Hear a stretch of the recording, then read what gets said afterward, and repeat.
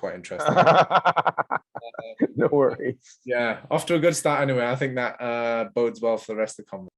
Dr. Aliffe, Karyemaitre Aliffe, thank you for joining me for a little podcast. Well, both passionate scientists, I suppose, between us. For yourself, a Stanford graduate, but also a Harvard graduate, and you've gone for the full spectrum of, I guess, the medical and scientific world with a chemistry degree, but then also a medical degree and a research degree as well. So your sort of journey into cannabis and, I guess, exploring beyond the mainstream medical conversation, like maybe come from that spectrum of educational background that you've had. Forget that we've been speaking a little bit beforehand anyhow, but we'll be covering basically the fundamentals of medicine and science and what those both are and aren't. And so we often use those words quite interchangeably, but at a fundamental level, those are two very separate disciplines and two very separate, I guess, perspectives that you can have and ways of perceiving research and current events as well. So Dr. Aliffe has very kindly offered to talk us through some of this labyrinth of language and bringing some of his wonderful knowledge from North America, Stanford and Harvard medical systems. Welcome to the podcast, and thank you for sparing some time to take us through some of this. Sure, it's a pleasure. Thanks for having me here, Chris.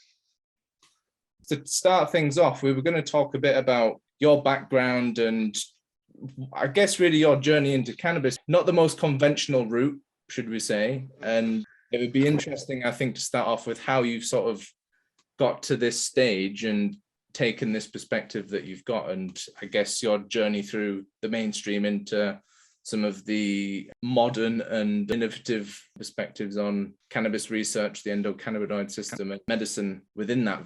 So I got involved in medicine and the science of medicine because I've always been interested in science and nature, you know, as a kid, and, you know, probably was 8 years old when I got my first chemistry set for Christmas and that sort of thing.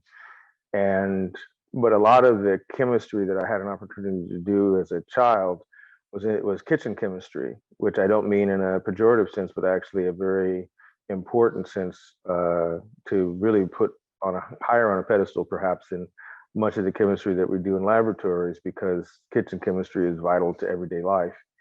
And but the ability to follow a recipe, to track the progression of all the reactions that are going on in all those, you know, arcane vessels, the alchemy of cuisine is a great place to learn about that. And my mother taught cooking and nutrition and related fields that used to be called home economics in the old days. And so I had a lot of experience both tinkering down in the basement, doing whatever I wanted, and then also working with her as kind of like a master chef, understanding, you know, how do you turn, like, you know, like the alchemists turn base metals into gold, you know, how do you turn basically uninteresting ingredients like a raw potato and, you know, a piece of chicken and, you know, some random vegetables that are laying there in the refrigerator, and how do you turn that into something amazing and wonderful and nutritious, delicious, and all of that at the same time. And so that's part of the kind of unconventional beginning, because things that people often separate into art and science were always very unified in my childhood and my child education and all that sort of thing. And so the school that I went to growing up, it's called Roper School, the Roper School, I guess now. And it's a private school for gifted children. And they had a huge campus. And so it's kind of like, I don't know, I've seen some of those episodes of The Crown where the queen goes off to the land that they have, and I don't know if it's Sandringham or someplace, but anyway, there's this castle they have someplace, and they've got these acres and acres of land, like they own their own country with nobody in it, kind of a thing.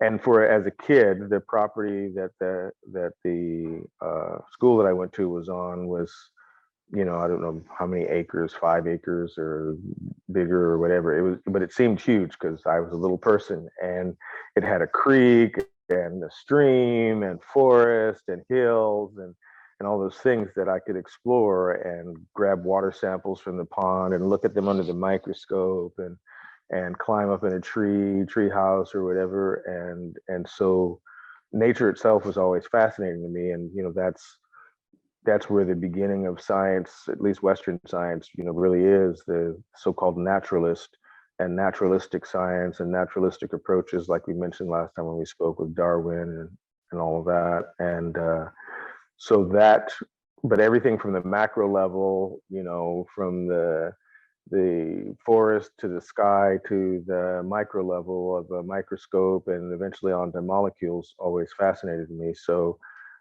kind of the chemistry of life and the physics of life, and even the word physics really in its origin is a word that refers to nature, to natural science and natural philosophy, as it used to be called. So when I went on to college, to uni, I guess you guys call it, at Harvard, I ended up being a chemistry major, but was interested in doing research, specifically cancer research, because my mother had died when I was really young, long before I even graduated from high school, when I was 11, of cancer. And so I was interested in finding, better approaches to therapy for cancer. I wasn't really looking for a cure so much as to understand cancer and how to help patients not to suffer so much, because I had seen her suffer quite a bit. And so when I started, that was when I first started doing laboratory research, organic synthetic chemistry. I guess I was 19. So when I started doing research, and it turned out that the project that I was working on involved 3 different natural products. One from marine blue-green algae, one from a plant that's originally from India that I later found out was an Ayurvedic plant, but I had never heard of Ayurveda when I was in college. And the third molecule comes from Streptomyces, which is like a big family of different types of fungi that produce antibiotics and lots of other. In fact, ivermectin, stromectin, I guess it's called in some countries, comes from a soil fungus. And so it has a similar sort of an origin. So suddenly I'm finding out that the natural world has all of these substances that interact intimately with the human body at the level of the mind, at the level of cellular function, all of these things, how many medicines have their origins in nature. And that again, to me, was very fascinating, that there could be a molecule somewhere halfway around the world, like say in, the Golden Triangle of Laos and, Burma, and that area that at least used to be famous for producing opium poppies before Afghanistan seems to have cornered the market now. But that this little flower that comes from a place where I don't even know anybody, that it produces a molecule that is able to fit like a key in a lock into parts of my body, my nervous system, my brain, whatever. That to me was just like, how can the world not just pause, have a moment of silence to contemplate the overwhelming significance of this? Because if somebody in one of those countries like Afghanistan or Laos or Thailand, if they had a key to my car or to my front door, and they just happen to have a key that fit their front door, and they traveled over here, and we just happened to bump into each other randomly, like humans randomly run into a plant that's psychoactive or bioactive, and they pull a key out of their pocket and they stick it in the lock of my door, and they can open the door to my house. That would be completely amazing. That wouldn't be like, oh, you must have this same kind of house, over there in Thailand, or in Laos or something. It's like, no, we have a house built of sticks, because it's a plant, right? So, the opium by analogy would be like, no, this is the key to our hay barn or something. It's not related at all. So for me, the implications of that were astounding, and they still are. And I only mention all of that and kind of to a certain level of detail, because it kind of explains why later on, after I continued doing research when I went to Stanford for medical school, in the cancer area at the level of molecular modeling and computer graphics studying of basically quantum chemistry, that sort of thing. But I also ended up, after I finished it at Stanford and I trained in anesthesia, which is basically psychotropic medicine, ended up taking a position with a biotech company in Silicon Valley that sent me off to places like the Amazon, where ayahuasca comes from, and so there I was in the forest again, and that was really great. Even though I almost got caught in quicksand, and actually did get caught, but I was able to get myself out, is what I should say. That's the real truth.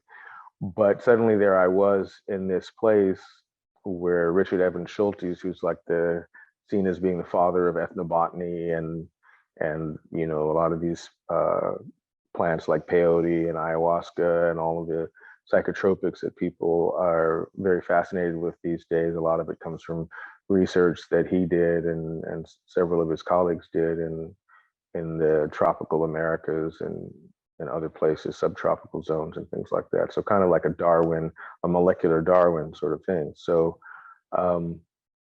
when cannabis came online as being legal, then it was really fascinating for me here in the state of Washington, the home of, you know, Amazon and Microsoft and all of these tech companies, that when it came online here, I was really very fortunate to be so disparately prepared at the molecular level, at the clinical pharmacology level, at the, you know, anesthesia, pain management, and intensive care level of understanding, you know, specifically things like individual variation, you know, that the same drug you gave to the patient this morning, you give to another patient this afternoon, and it may have a distinctly different effect.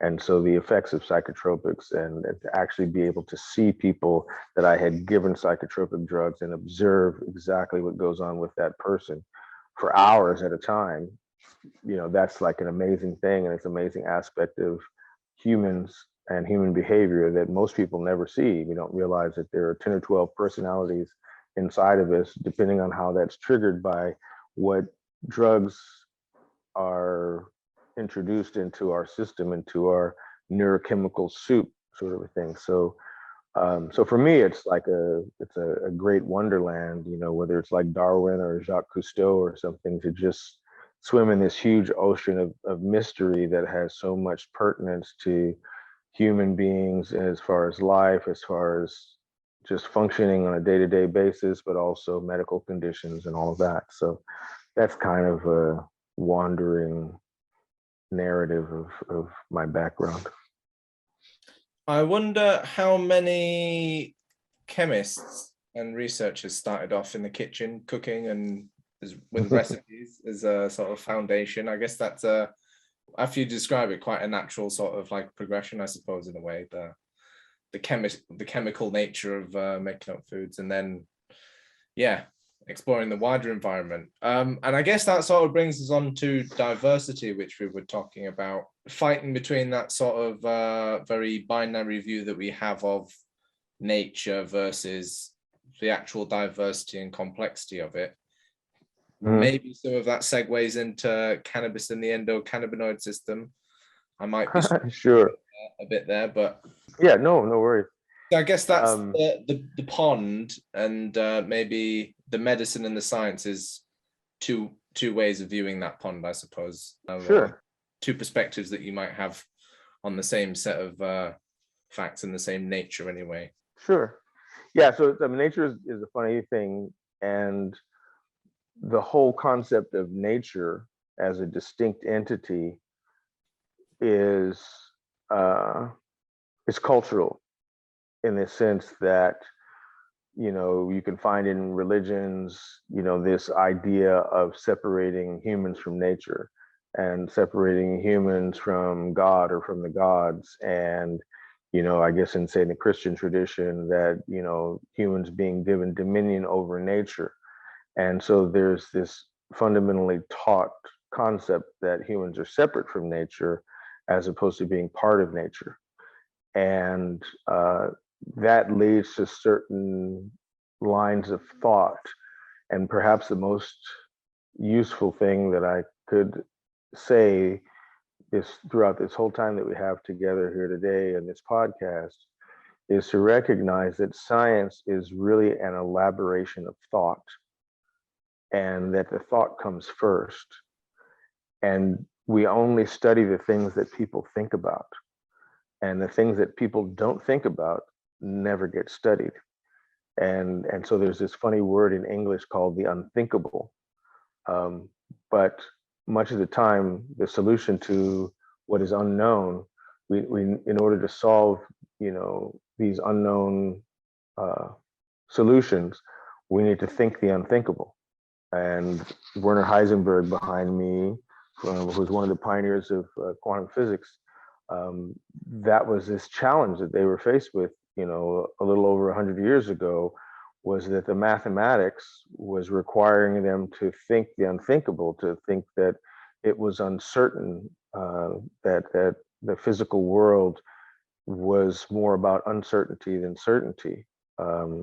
We're in a world where everybody was really very rooted in the concepts of certainty. The Industrial Revolution, it's about certainty. How many widgets can you produce per hour per factory, and how many can you fit on a boat, and how soon will it get from Leeds to Stockholm, or I don't know, Rio de Janeiro or someplace. And those sorts of things, this kind of very regulated clockwork mechanical sense of reality that had been at the core of Western thought and Western science for centuries, was being kind of challenged, because it's like, if you look at the inner workings of the clock, you actually have no idea what time it is. It's not until you stand all the way back and look at it from the outside that you can really comprehend this concept of time. But when you go deeper down, it loses meaning altogether. And so, as we were mentioning before we started, it's like, how many concepts are there that lose meaning once we take them out of the familiar context of culture, of particular terrain? Einstein supposedly had his first thoughts about relativity traveling on a trolley car, moving away from the clock tower in the center of Berlin or Munich or whatever city that he was in. And he's made him start thinking, so what would happen if he was a particle moving at the speed of light? How would that perhaps alter perception of time, space, and all those sorts of things? But ironically, at the time that he lived, there were no time zones. So he was able to think of the whole world as being in the same time zone. And so relativity was a very novel thought. But for us, relativity occurs all the time. We live in these parallel time frames. The time where you are, it's 8 hours different than me. And to really comprehend that, okay, outside where I am, the sun is shining, and it's a beautiful kind of almost spring day. But somewhere else, it's already dark, and it's completely different than where I am. And so that's part of diversity, environmental diversity, the biodiversity of different climates and different zones. And this all seems very obvious now because we have television and other forms of telecommunication, including travel, that allow us to visit places very different than our own easily. But people like Einstein, I doubt he ever made it to Thailand or the Amazon or Japan and places that I've been. And same thing with Darwin. What was really the most amazing thing about what he did was he left home on a boat, going someplace he had no idea where he was going. And basically, he was the kind of person that liked to draw pictures and take a lot of notes. And so he turned that experience into a body of knowledge that then impacted society worldwide, one could say. And so those aspects of definitions and claims and what is time, and so if people don't ask those questions, when they start asking questions about cannabis or even the space of psychotropics, they're missing a lot of points, because the thought that the person asked the question with comes from a brain. If it's imagining that everything else is certain, accept the uncertainty of the psychotropic experience, that everything else is certain, those assumptions aren't really valid. But people make them, and they're supported by everybody else sitting around them. And it's the funniest thing, people always ask me about, oh, so you worked in the Amazon and you worked with shamans and ayahuasca, so you must have done ayahuasca like a lot of times, so what was that like, so tell me about it, what's a real ayahuasca experience like? And people want to hear facts, and I said, well, you cannot have a factual conversation about psychotropics. Doesn't even make any sense, and they're like, yeah, no, because I've done it, and and I would see like beings from another world, another dimension, and I traveled through wormholes. And I said, that's your imagination. No, it's real. And people get very offended when you say it's imagination, because this culture doesn't regard imagination the same way that people from the cultures who use these psychotropic medicines, these substances as medicines and as vision vines and all these things, that for them, that is this great experience. And in this culture, people are busy denying near-death experiences and the things that people see there. And everybody's trying to define it. Did you really see Jesus? And well, the Jesus you saw looked different than my Jesus. It's like, you're at that level of experience where diversity of perception is paramount. You shouldn't expect that everybody who looks up at the sky tonight is seeing the same constellations. We're not in the same place. And even two people standing side by side don't have the same view. And it's mostly that we see things the same way because we're trained to and we're taught to.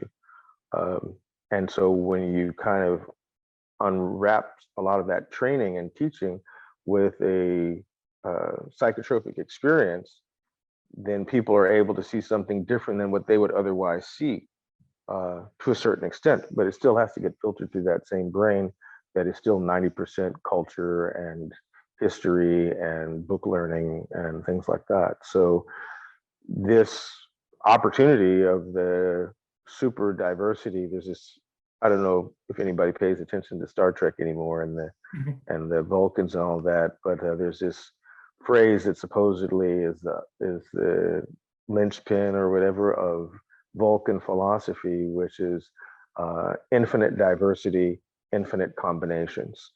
And that's how they describe nature and the wonders of nature and the experience of exploring nature.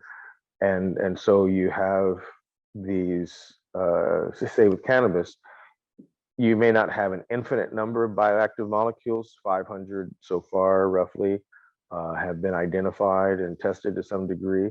And then you have this relatively infinite diversity of humans, and from person to person to person. But you could say, well, it's not infinite because it's only 7 billion people. But then there's 7 billion people. Each of those people has a million different moods, has a million different states of being that they can be in throughout the seconds in a day, throughout the different emotional states, and whether it's a sexual moment or an anxious moment, or let's be serious, I'm at work moment, or an athletic moment, competition, there's a lot of things going on in a person, and the psychotropic that's being introduced is just one component of everything else that's going on. So there's a lot of coffee in there. There's a lot of nicotine in there. There's a lot of air pollution in there. There's a lot of TV, sitcoms and news shows and all those things that are in there together. And so, to have a factual recollection of a psychotropic experience really shouldn't even be anybody's goal. It's just, what did you see? And it's like looking at a Monet painting and saying, what is that? Is that a church? Like, okay, it may be, but that's kind of, maybe it's not the point. It's like, what was this guy seeing when he looked through his eyes at the world? And how does that stimulate my mind in a different way than a photograph would have? Because especially now, anybody can take a photograph, but who can make these paintings that, or like Van Gogh, that is like, wow, it like added additional dimensions to reality. And some people's psychotropic experiences are like Van Gogh paintings. And he's seeing that just because he was Van Gogh. So anyway. Oh, going back to what you're talking there about the tropic experience, that's sort of in the realm of thought still, and so in the realm of uncertainty, and we've not yet tied it to say a word or a certain,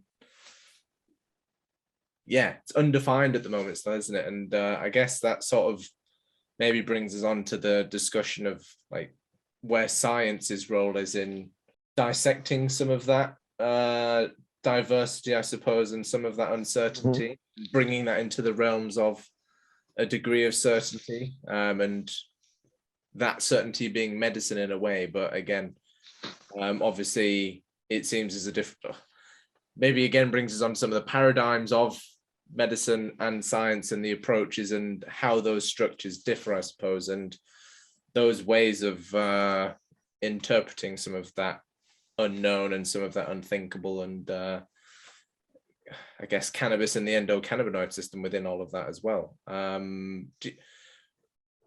Not exactly a direct question there, Dr. Aliffe, but I guess some themes for you to help us digest and understand. Any elements of that leaping out to you? I can Sure. It's funny that you used the metaphor of digesting, which just seems like common speech, but it's a very interesting term. Why do we use terms that have to do with the consumption of food to express thoughts? He's stewing over that right now. I need to chew on that for a while. And just the like, for instance, in Spanish, the word for taste and the word for knowing, the verbs are the same. And so humans often, kind of like a snake, knows where it is because it sticks its tongue out and it's tasting basically the environment. It's receiving information in that way, and digestion, as we understand it in the science of medicine, what's going on, digestion is an extraction process. And so again, back to cannabis, where there's a lot of controversy over extraction process and who has the better one and which one is authentic, which one is natural, and all those different things. And everybody talks about how they have this amazing extract and it's like it's perfect. And it's like, yeah, but you know what? Whatever you put inside of a person, it gets extracted again. There is no such thing unless you're shooting in an IV, giving an injection. And even then, there's still an extraction process because there are multiple, let's call them filtration and isolation and separation functions that go on in the body, because the body is this mixture. It's like oil and water mixed together. It is a mixture of the hydrophilic world, the water-loving world, and the hydrophobic world, the oily, lipid, water-phobic, if you will, world. And at least in a natural sense, humans as mammals start out, the first food of humans is milk, and milk is oil and water mixed together, which is why it's white, because it's a colloidal solution and the fat molecules are suspended in there in the water. And that's why it doesn't separate like oil and vinegar in a salad dressing. But if you want to make a salad dressing that doesn't separate, then you can make like a creamy Italian or a, for instance, ranch dressing and some of these ones that they have in the US. But the way you get the oil and water to stay together is by adding in milk, or you could use eggs because they have lecithin. You have these molecules that bridge the gap between oil and water. It's kind of like, the mediator between these two factions that normally would be polarized and separate, like red state and blue state, or liberal and, conservative. And this can bring them together. And when they come together, it just looks like one thing. It just looks like a homogeneous solution, which of course that's what the milk says on there, homogenized, because people don't want it to separate out.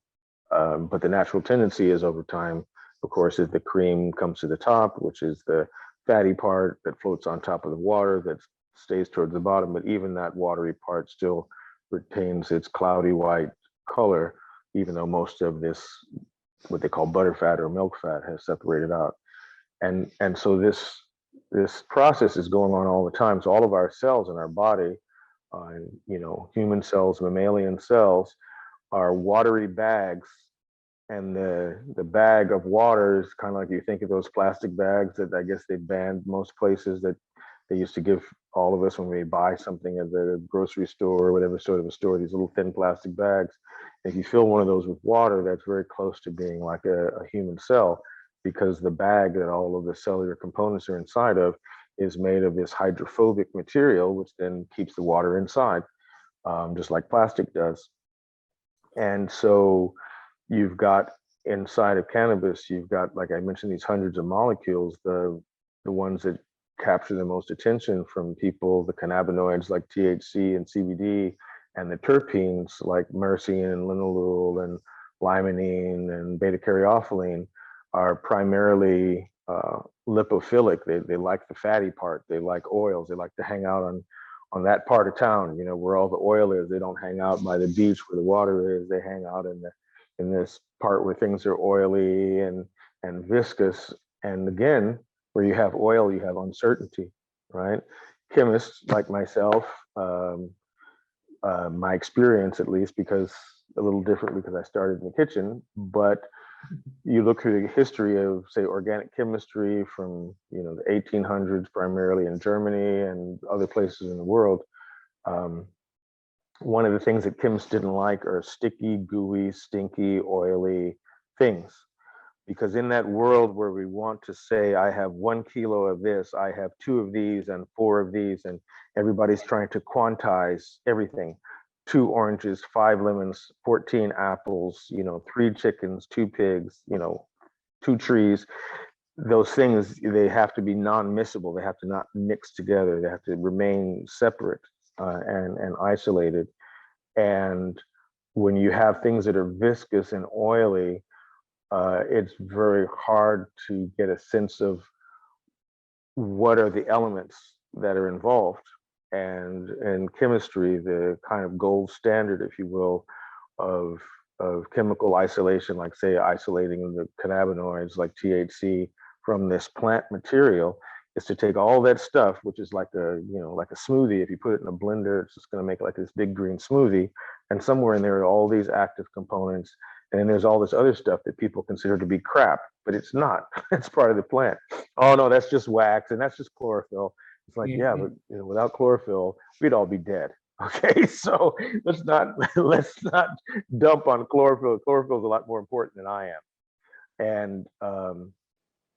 But within there, what people might refer to as bioactive compounds. Well, really all of them are bioactive, but people are thinking of, well, yeah, beyond the usual things that you find in foods, like lettuce and tomatoes and grapes. And it's like, oh, okay, so you're going to put the nutritional components aside and these other components. And so you want to isolate these ones that are more interesting because they're, unusual. Okay. And they're more, typical of cannabis and not found in other plants. It's like, okay, so there's a bit of categorization. So the cannabinoids are these compounds that most people don't realize are actually terpenes. People will like to say, no, terpenes are different. No, cannabinoids are all terpenoid compounds. And I don't have like a screen with a PowerPoint or anything to show people. But when you look at, depending on which side, but like say there's 2 sides to the molecule, the left and the right side, basically, that one side of the molecule is terpene. It's just a terpene. It basically looks just like myrcene. And the other side of it, where there's a benzene ring, actually I do have a molecular structure in my backgrounds, but I'm not gonna pull it up. That would be really nerdy for me to put it on the screen. But anyway, the other side of it is basically aspirin, salicylic acid. So chemically, on a molecular level, cannabinoids are just unique aspirin, modified aspirin molecules. And then that suddenly makes them sound a lot less mysterious. It's like, whoa, that sounds boring, aspirin. But aspirin is an amazing, amazing drug that is semi-synthetic. It comes from a natural product. They modified it the Bayer company, most of us English speakers call it Bayer, Bayer, used to be a chemical company, became a pharmaceutical company because they made acetyl salicylic acid, which is aspirin, which makes it more digestible and less toxic and all these things, supposedly.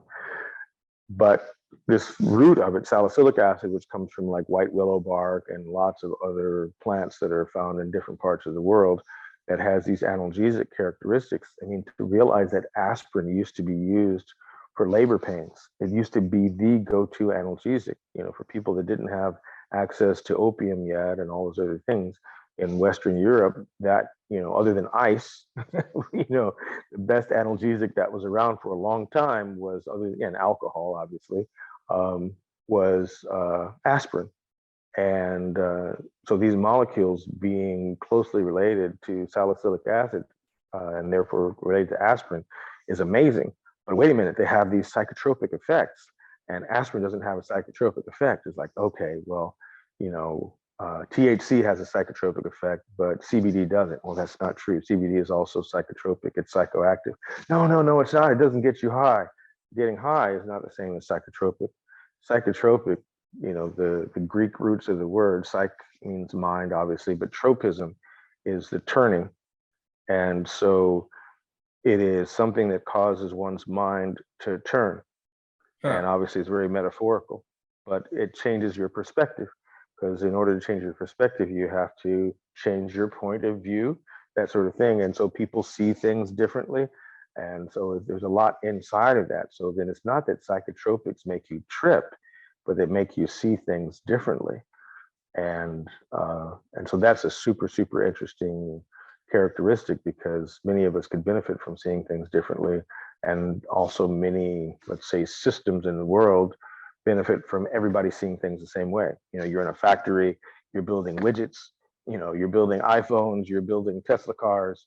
They don't want you to get creative, And so anyway, that sort of thing. But it's psychoactive and psychotropic actually mean the same thing. And there's people can look it up online. The World Health Organization official global definition of psychotropic and psychoactive is just any substance. Psychoactive, psychotropic substances are substances that affect human mood and or cognition, either one or both.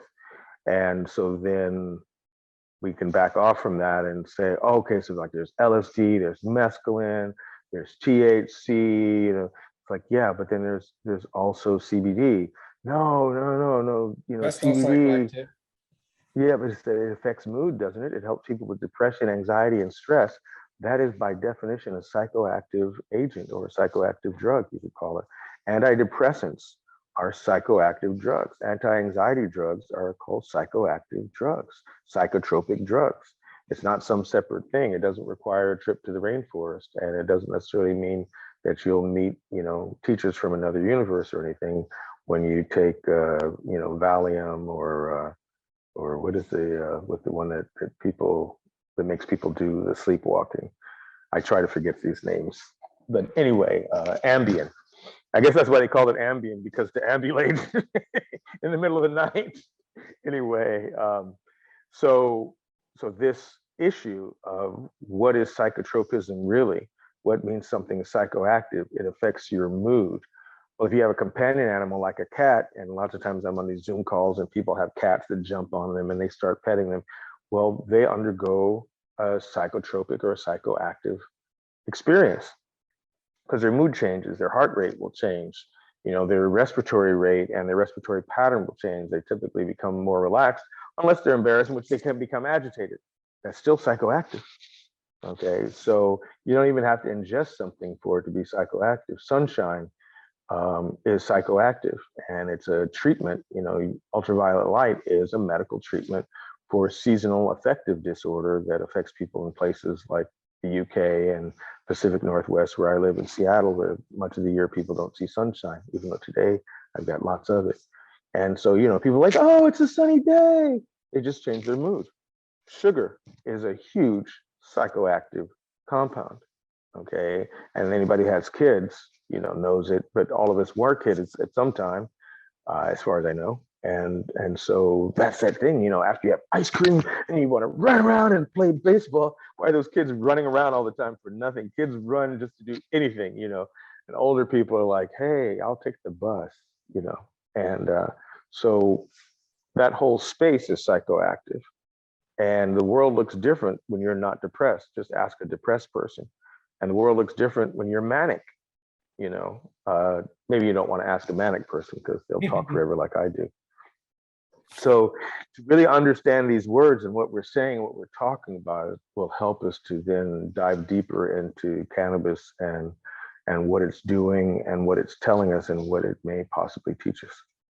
There's a lot of taboos around the topic of drugs, but then when you bring psychoactive substances and the mere mention of psychoactivity, people forget that, say, nicotine, caffeine have those effects as well.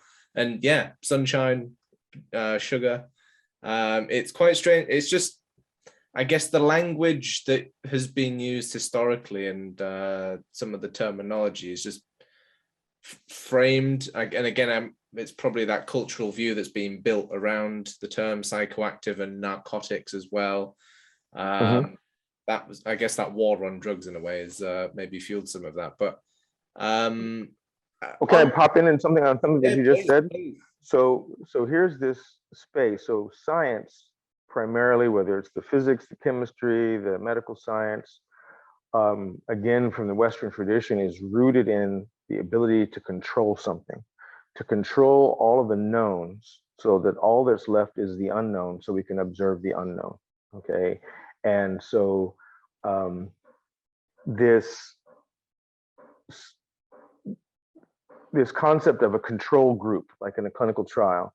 So this is the group that's normal. We're going to have these people just go through daily life, and we're going to compare them to people who frequently use cannabis, and then see what difference there is. And then at the end, whatever difference there is, we'll say, oh, it must be because of cannabis, because we controlled everything else. Well, what does that really mean? If you controlled everything else? You didn't really control anything. I mean, maybe the people that were in the control group did not use any cannabis. Yeah, let's assume that they did. There's the first assumption, that they did not, you know, consume any cannabis. But what does that mean? Did they not consume any other psychotropics? Okay, you need to redesign the experiment. Okay, no psychotropics. Okay, great. So you're not going to consume any psychotropics. So now we'll see that, you know, what effect does the use of psychotropic cannabis have on people compared to so-called normal controlled people? But wait a minute, those normal controlled people, how many of those people are starting every day with, you know, coffee and sugar? A lot of them. And so are those normal humans? Are they the same as the people that I lived with in the rainforest, the Amazon, the Congo, Tanzania, you know, Australian outback, who have never had coffee? You know, and who knows any person, you know, who's never had coffee? Never, ever, ever. I mean, I rarely drink coffee, but I have had coffee. And imagine how different the world would be if we had a real control group. If we said, okay, we're going to have, you know, 10,000 people in London or whatever, we're going to pay them to not drink coffee for a whole year. And that'll be our control group. And then we'll have this other group of people that aren't going to change anything. And those are just regular Londoners. And then we have this other 10,000 people that are going to be like regular Londoners, plus they consume cannabis. And then you start to see kind of how, there's a lot of variables in there. And science, in order to come to a conclusion, you have to reduce the number of variables down to very few, typically, ideally one, or maybe one or two. And because every time there's another variable, people will say, well, you know, I noticed that you did your study during COVID. It's like, oh crap. So everything's kind of out the window. Okay. And, you know, you did your study in London and not in other parts of the UK. You know, you didn't do anything in rural areas. It's like, yeah, well, no, because to compare these people. So is a person who lives in a city like London really normal? If you compare them, say, to a farmer, maybe being a farmer is a more normal human way. And then what does that mean? Normal is like, well, if you graph all the people on the planet how many people live in cities and how many people live in, kind of rural or agrarian sorts of environments. Well, the majority of people, according to the statistics, live in cities. Yeah, but that's artificial.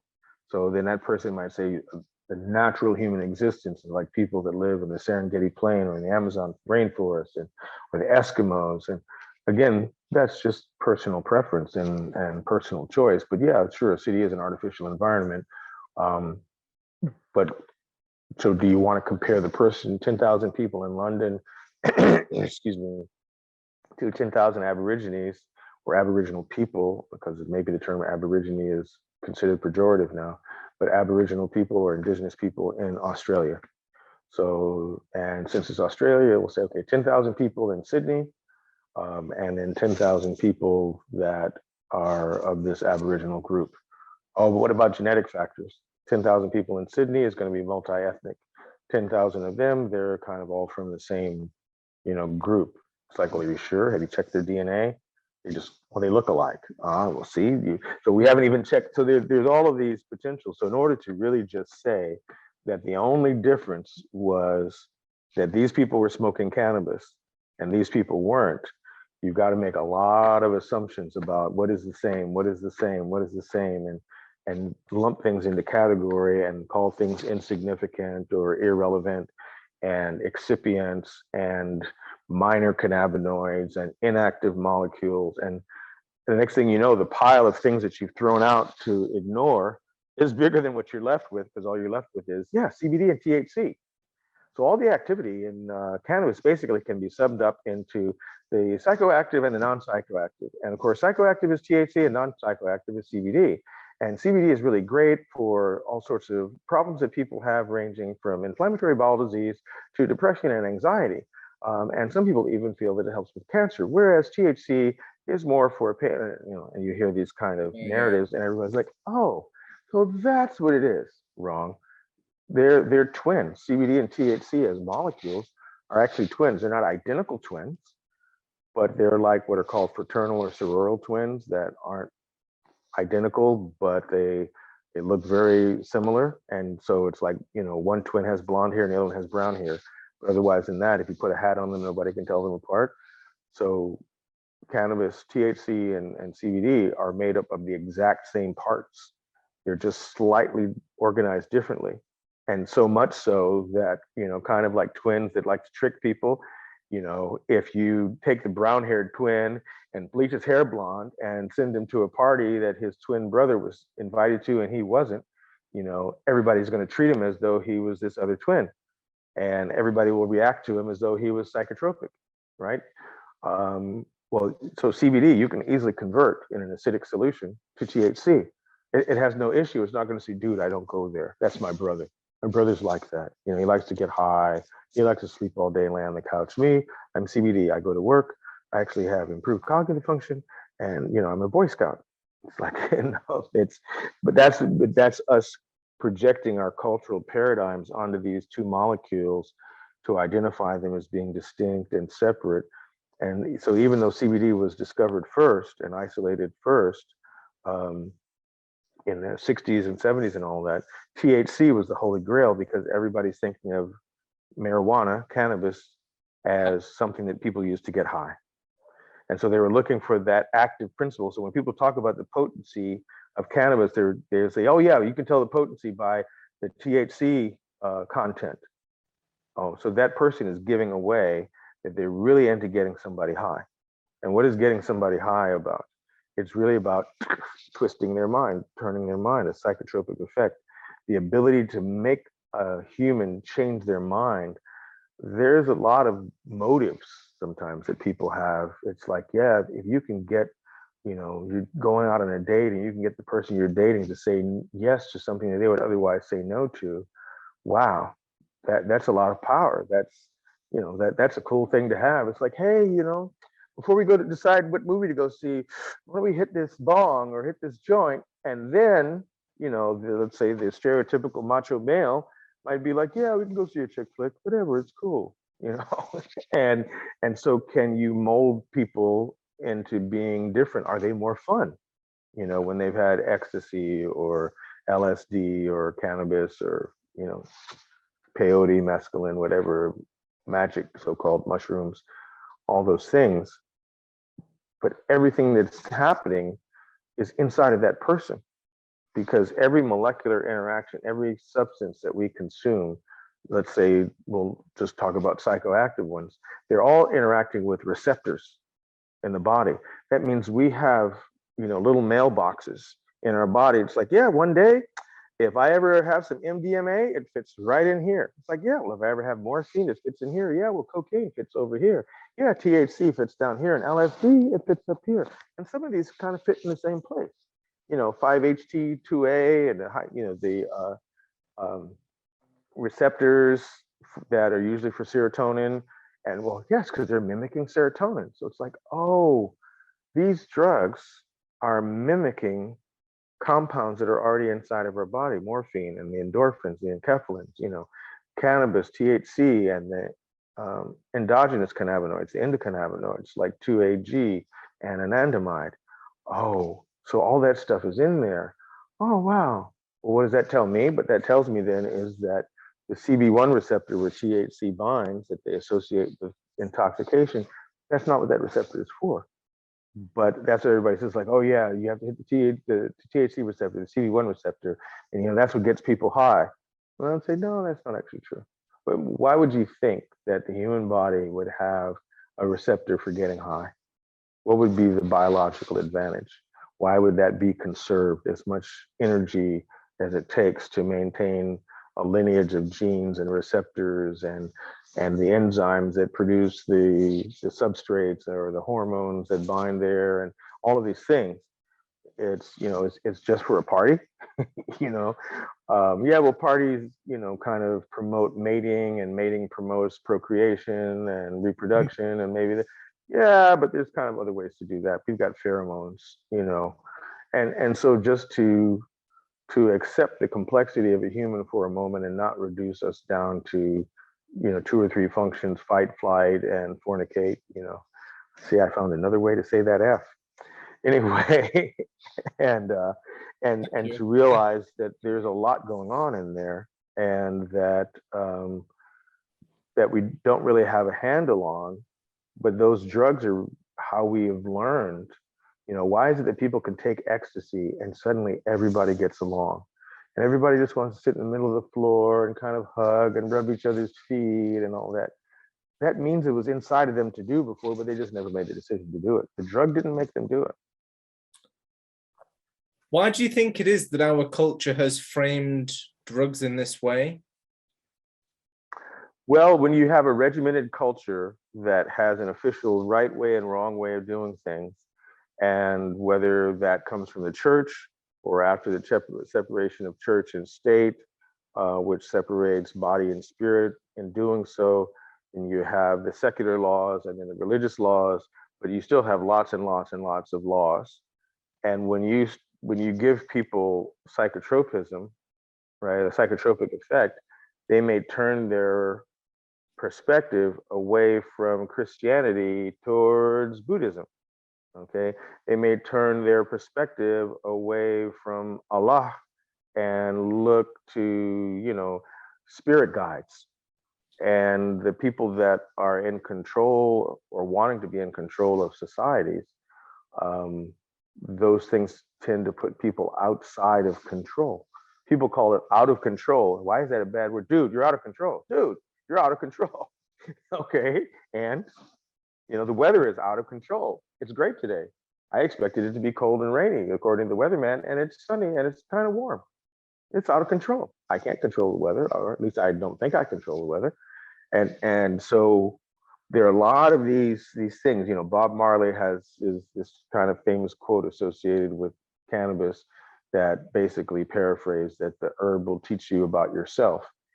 And I think that cannabis is teaching the world about itself, individuals about themselves, different cultures, science is a culture, medicine is a culture, about themselves, about ourselves. And because it allows us to show that, well, this isn't just one way. And the fact that we're all trying to do it this way, why is everybody writing with their right hand? when, 20% or some percentage of the population is left-handed? Well, because, the left hand is the devil's hand. And so when you go to school, if you're left-handed, you have to write with your right hand, because otherwise you'll be writing on behalf of the devil. Well, yeah, that's like 17th century spookiness, but it still affects people today. And all scissors are right-handed and everything is right-handed. And even, the Latin term for the left, is sinister. Wow. When I found that out, because you learn so much Latin in medical school, because it's like, you have Dexter and Sinister, even though Dexter on TV was a murderer, a mass murderer. But in Latin, Dexter is the right, ambidextrous, dexterity, all those things come from Dexter, and Sinister is the left. Wow, that's hardcore. That's you need to add LGBTQ. The L maybe needs to stand for lefties, because that's a marginalized group. And so anyway, there's a lot of these things in there that can start to unfold, like peeling away the layers of an onion, to see what it is that we've been doing to ourselves, starting the day with nicotine, caffeine, and sugar, and then keeping on a time clock and using artificial lighting to stay up past sundown and all of these things, and then laughing at people that live in the forest and run around naked and fall asleep, when it gets dark. And so we have this opportunity to see things differently, to induce a psychotropic effect on our perspectives on life, liberty and the pursuit of happiness, on our perspectives of government, of what it means to be a man or a woman, or to have a career, or to be a success, or to be happy, and all of these things that are now a little bit loosened from the grip of the institutions, of educational institutions, government institutions, religious institutions, that would otherwise have told us this is right and this is wrong. And so it creates a lot of chaos. And that takes us back to, these guys in the quantum physics era, and uncertainty, chaos theory, beyond that, and all of that, and to just realize it's not a clockwork universe, it's a crazy place. And we're the crazy people living there. And psychotropics don't make you crazier, they just show your diversity, your inner diversity. There's a part of you that's coming out that maybe otherwise hadn't been seen, or is kept under wraps. And maybe some people would prefer to keep it under wraps. Maybe they don't want to hear you do that, that solo on the, what is the, oh gosh, it slipped my mind. It shows how long it's been since I've been to a bar, when the people do the karaoke, right? They call it, yeah. And, and it's like, dude, you got to hear me sing Stairway to Heaven, man.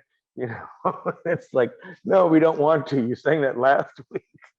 You always do this when you have hash, but that's part of that experience. You get to know the other side of a person, but it may not be what normal people want to see. And just the whole idea that normal is better than abnormal. I'm definitely abnormal, and now I exposed it for about an hour. I'm decidedly abnormal and been abnormal all my life, and so that's I'm not really trying to be normal. I'm not trying to be neurotypical. I'm much more aspy than I am normal. And, my IQ is exceedingly abnormal. And so my view on the world is exceedingly abnormal. And, other factors that people might try to consider, like, being African American, it's abnormal just to be an American, just to live in a world where you can go 3,000 miles and everybody speaks the same language, or at least ostensibly the same language, English in various forms, that you can go 3,000 miles and be in the same country. There's not very many places that you can do that. And that there's clean water, ostensibly, everywhere that you go. And there's these paved roads, and there are these cities, and there's Wi-Fi. As soon as you leave places like Western Europe and North America, and you go other places, the world's different, and a paved road, like I told you, time that I spent in places like the Congo and Tanzania and Colombian Amazon, they have cities as well. But most of the country is not like a city. And, to be in some place where you can drive 3,000 miles and it's still just city after city after city. And every 10 to 15 minutes, you pass a Starbucks, a McDonald's, a grocery store, and a shopping mall or a Walmart or something like that. It's psychotropic to just go to the rainforest and be someplace where there are no right angles. There are no light switches, and there's no flat walls. Nothing's painted all white or all brown or anything.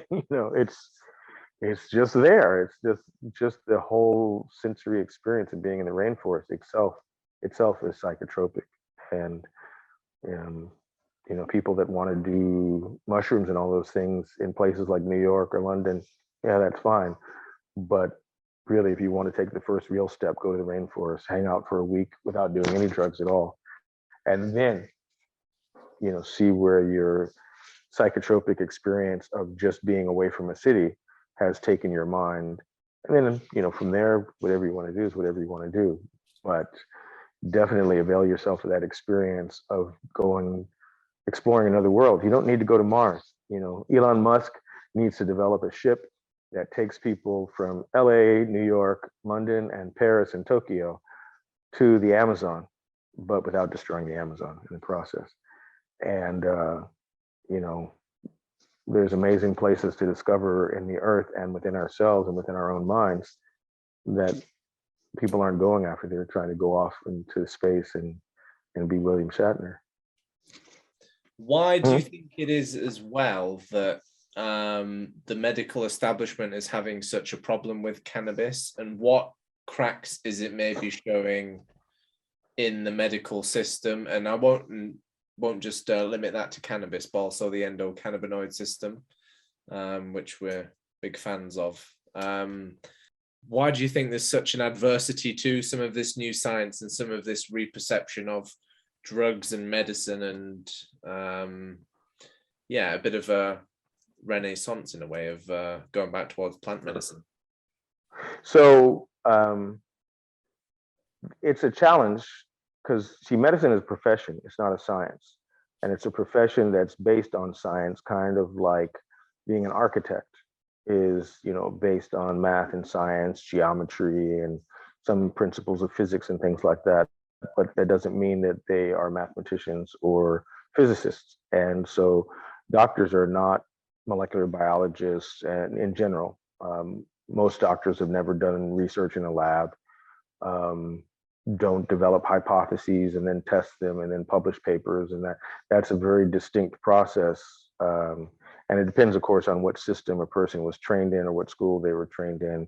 And I happened to go to a school, Stanford, that was very research oriented, and research was very much a part of the way medicine was practiced. But when you look at professions and how a professional is supposed to conduct themselves, and they have a code of professional conduct, and so kind of to treat it in more of as imagery, like in an impressionistic sense, people have certain expectations of a professional, and a professional basically is always supposed to be right. They're never supposed to be wrong. Like a priest should never misquote the Bible. They should never get the dates mixed up. So it's like, well, Jesus's father was Joseph, or was it Frederick? They're supposed to, like, boom, hit that, nail it, nail it, nail it, nail it. So if somebody comes along and finds new books of the Bible, apocryphal texts, like from the Qumran caves or whatever, and so then there's these Essene, chapters that people say should go in the Bible, but the people that have already studied the Bible and have read it in 4 or 5 different languages, English, Aramaic, Latin, Coptic texts, if you suddenly say, well, that's only half the Bible, they're not going to want to deal with it, right? Most of them, except a few academics and scholars. But the institution, I don't imagine the Pope and the Vatican want to undergo a huge renovation, and include Eve in the picture, the painting of the creation. So now there's 2 fingers touching, God's finger or whatever. it's like once you're a professional, there is this body of knowledge that you've shown mastery over, beyond mastery, which would be a master's degree, to a level of a doctoral level, which comes from the Latin word docere, or depends on if you use ecclesiastic pronunciation, you could say docere, but it's to teach. It just means to teach. So you have been indoctrinated sufficiently that you can now repeat that doctrine to others and indoctrinate others, teaching others. Okay. And and it's funny that pedagogy, this whole space of teaching, somehow is not related to pedophilia, but that's another discussion. Sometimes it is, unfortunately, but that's another discussion. But words fascinate me. Anyway, so doctors, imagine a doctor being like somebody who in the 1400s or something was taught, a map maker was taught that the earth is flat. And then somebody comes back, with Columbus or whoever, Magellan or somebody, and says, no, it's not flat, it's round. Wow. Do those map makers really want to accept that? Do they disagree because of factual reasons or emotional reasons? Because it disturbs their entire profession and their way of thinking and all of these things. I mean, the revelation that there's a new world there, that there's a whole other part of the planet beyond the horizon, it's not a serpent there swallowing all the boats, that's psychotropic, that's psychoactive. It changes their perspective. And not everybody likes to have their perspective changed when they're 45 years old or even 35 years old, and they spent 15 years training their mind to think a certain way. And so in medicine, along comes this new world called the endocannabinoid system. And it's as different from what they've been taught in medicine as the new world was different than the concept of the world that Europeans had before they sailed across the Atlantic and all that stuff. And so suddenly in the new world there are potatoes and tomatoes and vanilla, and there's rubber tree plants, and there are people that look different, and the climate is warm, and the bugs that bite you give you things like yellow fever and dengue. And it's just like, wow, this is all part of the same planet. It's hard to imagine that somehow that place at the Amazon rainforest is connected to the same body, the same mass that London and Stockholm and Paris are a part of. And so for the physician to suddenly have to integrate this other system and with all the other systems that they learned about, because they were taught about it. It's like, okay, this is how the body works. This is the operating system of the body, the pulmonary and the cardiovascular, central nervous system, and integuments, digestive system. We have these 7 systems, 8 systems, whatever, and this is how it works. Okay, great. And so then that's what you believe. And so, but if you find out that the operating system of your smart device, because the body is really just a smart device, but say your mobile phone or your tablet, that, well, there's this other operating system that actually controls all of those systems. It's like, really? What's that called? Oh, it's called Google. That upsets people because suddenly they find out, oh, I thought that the battery on my phone was dead, but there's another system that can actually turn down the dial on my display to make me think that the battery is low when it's not actually low, because that thing, that little icon, is just an icon. So that means I'm an iconoclast, right? I'm a Cathar, but anyway, hopefully I won't be burned at the stake. But anyway, that icon is a representation of how much energy is in the battery. It is not the energy itself. The thermometer outside of your window is a representation of the amount of heat in the air and the environment. It is not the heat itself. And we're used to looking at these representations. So you look at heart rate and blood pressure and blood sugar and all these different icons to diagnose what's going on inside of a person. And the word diagnosis is, again, going back to the roots, dia, which is across, D-I-A, and gnosis, which is knowledge, which then sounds like Gnosticism and agnostics and all these things. But yeah, it's the same root word. So the diagnostic process is to try and know something across a barrier. You want to be able to transcend the physical barrier of the body to comprehend what's going on in the heart, like L'Hopital and the stethoscope to listen to. Okay, so you have this concept. Well, there was a time they didn't know how blood circulated in the body. There are a lot of things that weren't known at a certain time. So imagine being a doctor 10 years out of medical school and you find out, oh, there's this thing called the circulatory system, and the heart actually pumps the blood all around the body. It doesn't just slosh around as you move, and come out when somebody sticks you with a spear or shoots you with a bullet. It's actually moving through these little discrete, passageways that are like tunnels or tubes. That's going to be hard for a person to change their whole expert mind. And like I said, this endocannabinoid system modulates the other systems. So the endocannabinoid system modulates function of the central nervous system. It modulates function of the immune system. It modulates function of the digestive system. But worst of all, perhaps the most catastrophic thing, the heretical statement, is that being royalists, right, the British Empire, of which the United States is a part, the world dominating powers are monarchy types. Even China, even though it's supposedly communist, it's very much like a top-down system, right? So we see everything that way. When you look at nature, the lion is the king of beasts. Why? Because it can kill something? Why should there even be a king of beasts? And the builder of the pyramids was the pharaoh king Cheops, Khufu, depending on which name you want to call him by. What makes you think he built it? Why is everything, Alexander conquered half of the known world by himself? No, there was his army, there were other people. So we have this thing, we want to give all the credit, God save the queen, God save the king, hey, the president, the hero, LeBron James, whatever. We always want to look at it as though this one person did everything. THC, that's our hero. No, CBD is our hero. So there's this characteristic of wanting to think that everything is controlled by this. And so finally they decide, okay, it must be the brain, and the brain controls everything. When people get upset, their heart rate changes, their respiratory rate changes, and all the control systems are there in the central nervous system. Hooray, that's it. It's like, well, no, but they're all connected.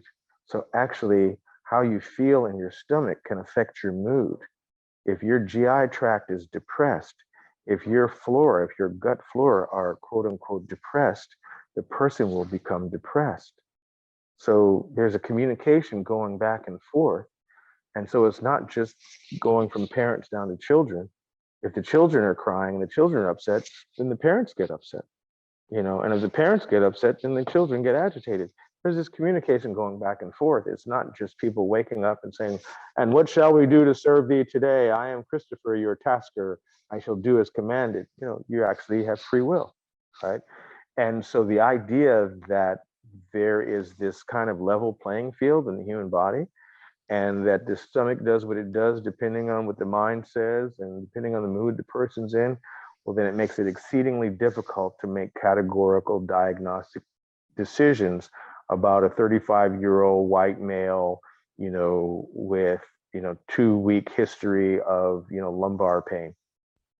Because now that person is no longer like everyone else. They've got diversity, not only lifestyle diversity like LGBTQ, melanin diversity, they also have inner diversity. And which is why at least the excuse is usually used for excluding women from clinical trials, is because they go through these cycles. And you can't count on them to be the same every day, Monday, Tuesday, Wednesday, Thursday, Friday, week 1, week 2, week 3, week 4, week 5, week 6, week 7, week 8. And so we can't use them because they're all over the place. It's like, no, they're human. And humans are all over the place. But we can kind of ignore that in males because there's no big month where there's this obvious evocative experience of blood. That's something that catches the attention of all humans. Blood, oh my God, and so men, don't go through that sort of a cycle in such a visible way. So that seems more controllable. The men, we can control them, and then we can study them, and then we'll know. And so that is the situation that physicians find themselves in, not having been trained in the endocannabinoid system not being central to the study of medicine in the textbooks, their discovery being fairly recent, but not so recent, the 1990s, but it's still not really being included. Because cannabis as a whole does have psychotropic effects, Medicine tries to avoid that because Western medicine and Western philosophy have really tried to avoid the mind. When in quantum physics, they mention that the observer has an effect, and then it starts to get into mysticism and spooky acting at a distance, as Einstein called it. The whole culture becomes very uncomfortable. Even people that are into psychotropics, when I tell them it's like, yeah, that you can have a psychotropic experience just by being in the rainforest, they're like, what, just from sitting there? And then other people's like, well, maybe there's something in the air. Is it possible? But because we're still looking at this materialist thing, it's like, yeah, sure, there's something in the air. You know what's in the air? Terpenes. Terpenes? Yeah, there's terpenes in every forest.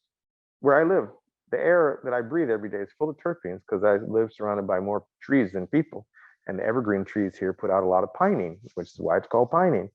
So it's not just cannabis that has these terpenes, they're ubiquitous. And so we're always inhaling all of these psychoactive substances. Who are you really without psychoactives? You're dead. Because who wants to have an experience that's not psychoactive, that doesn't change their mind, that doesn't activate their mind? The only thing that doesn't activate your mind is, let's say, death. But even that apparently is an experience. So why would anybody want to have an experience that's not psychoactive, that doesn't change their mind, that doesn't give them a new or slightly altered perspective? Again, that's cultural. Why are people resisting that? Why is that the thing over there that you do on Saturdays, and the rest of the week you try to be psycho-stable or psycho-boring or whatever you might want to call it? So anyway. When we last spoke, we were talking slightly about the sort of religious nature that medicine's taking on or has taken on, but also the same for the scientific community as well now, and particularly with sort of current events. Yeah, would you be able to sort of put a bit more meat on the bones of that? Okay, sure. And sorry, all you vegans out there, we'll put impossible meat on the there's bone. a lot of food and sort of meaty language being thrown around, isn't there?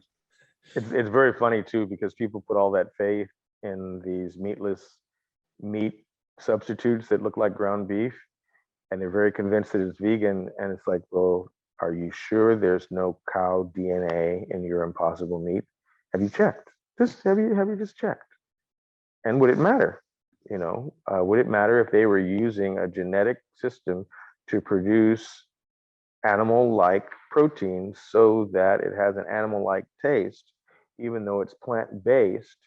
And who knows what synthetic process is used? And all those people that think they're being healthy and organic and all that, it's like, well, are you sure that the process of your meat substitute fits inside of those healthy guidelines that you've established elsewhere in your diet? But that's an aside. So the you can edit that out. Anyway, the science part. So science and religion. So science, again, going back to the root of the word Latin, sciere or sciere, depending, like I said, on the classical versus the pronunciation, the different forms of pronunciation of Latin, of which I am not an expert by any means. But anyway, it's just the verb to know. And science is really just a process by which someone comes to know something. So how can I come to know something? And why is that even a concern? I should be able to know things just by opening my eyes and my ears. And yes, but those are just senses, and the senses can be fooled. And you can be made to smell something that's not there, and you can see things that aren't there. And so it's like, oh, okay, so what is our context of reality?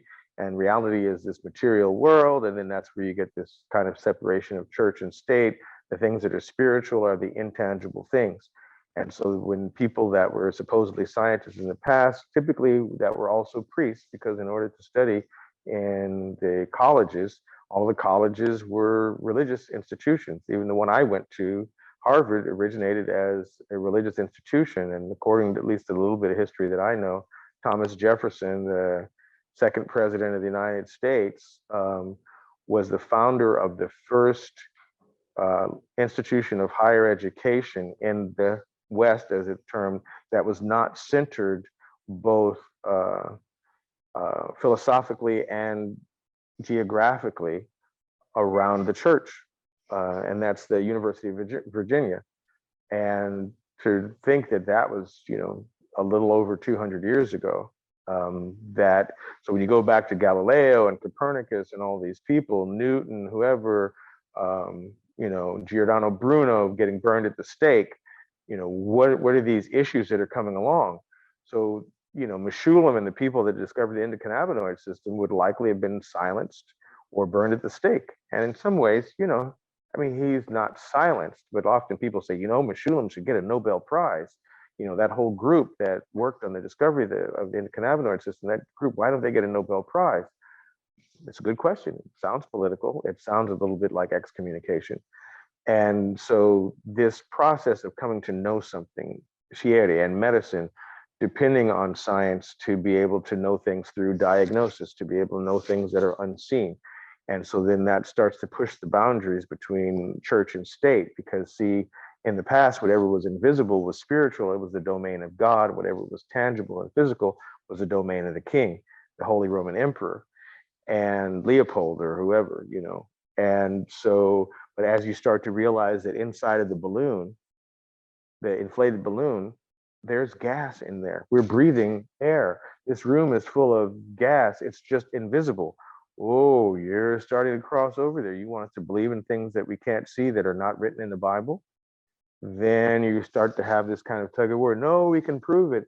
So if you suck all of the air out of it and you create a vacuum, then the candle goes out. The candle needs oxygen to be sustained, and you start to push into these realms of the unseen, and you develop microscopes and telescopes. That's what got Galileo in trouble. He could see things that humans can't see with the naked eye. And so that is kind of like vision. It's like psychotropic. It changed his perspective, okay? And so again, the established dogmas become threatened by that. But why are they there in the first place? Well, for me, one of the big factors, one of the big reasons is that this world, this culture that all of us are a part of, and to a greater or lesser degree, is obsessed with knowing the future. It's absolutely obsessed. What's going to happen tomorrow? Who wants to go through a week, without knowing the future? Who wants to go through all of that time and not know what the weather's going to be, not know what time the sun's going to set, not know what time dinner is going to be, not know what the stock market is doing, not know what's going on with the pandemic? And so people are constantly wanting to know, if there was a science that could tell us who's going to win, the World Cup, if it's played, this year,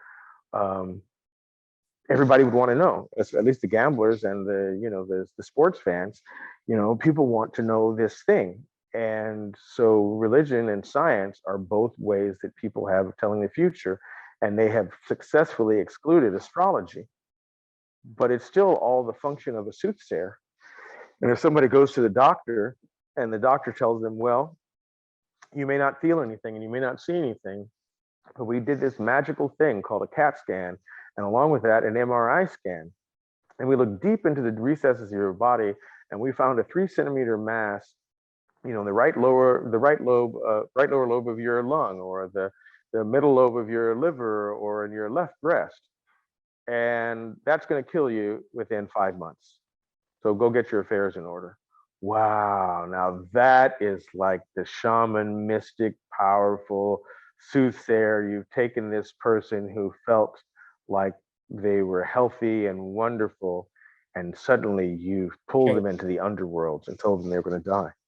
And it's an interesting thing that they decided to call that disease cancer. And the reason is because when you look at it under a microscope, the cancer cells have a tendency to reach out and invade the surrounding cells.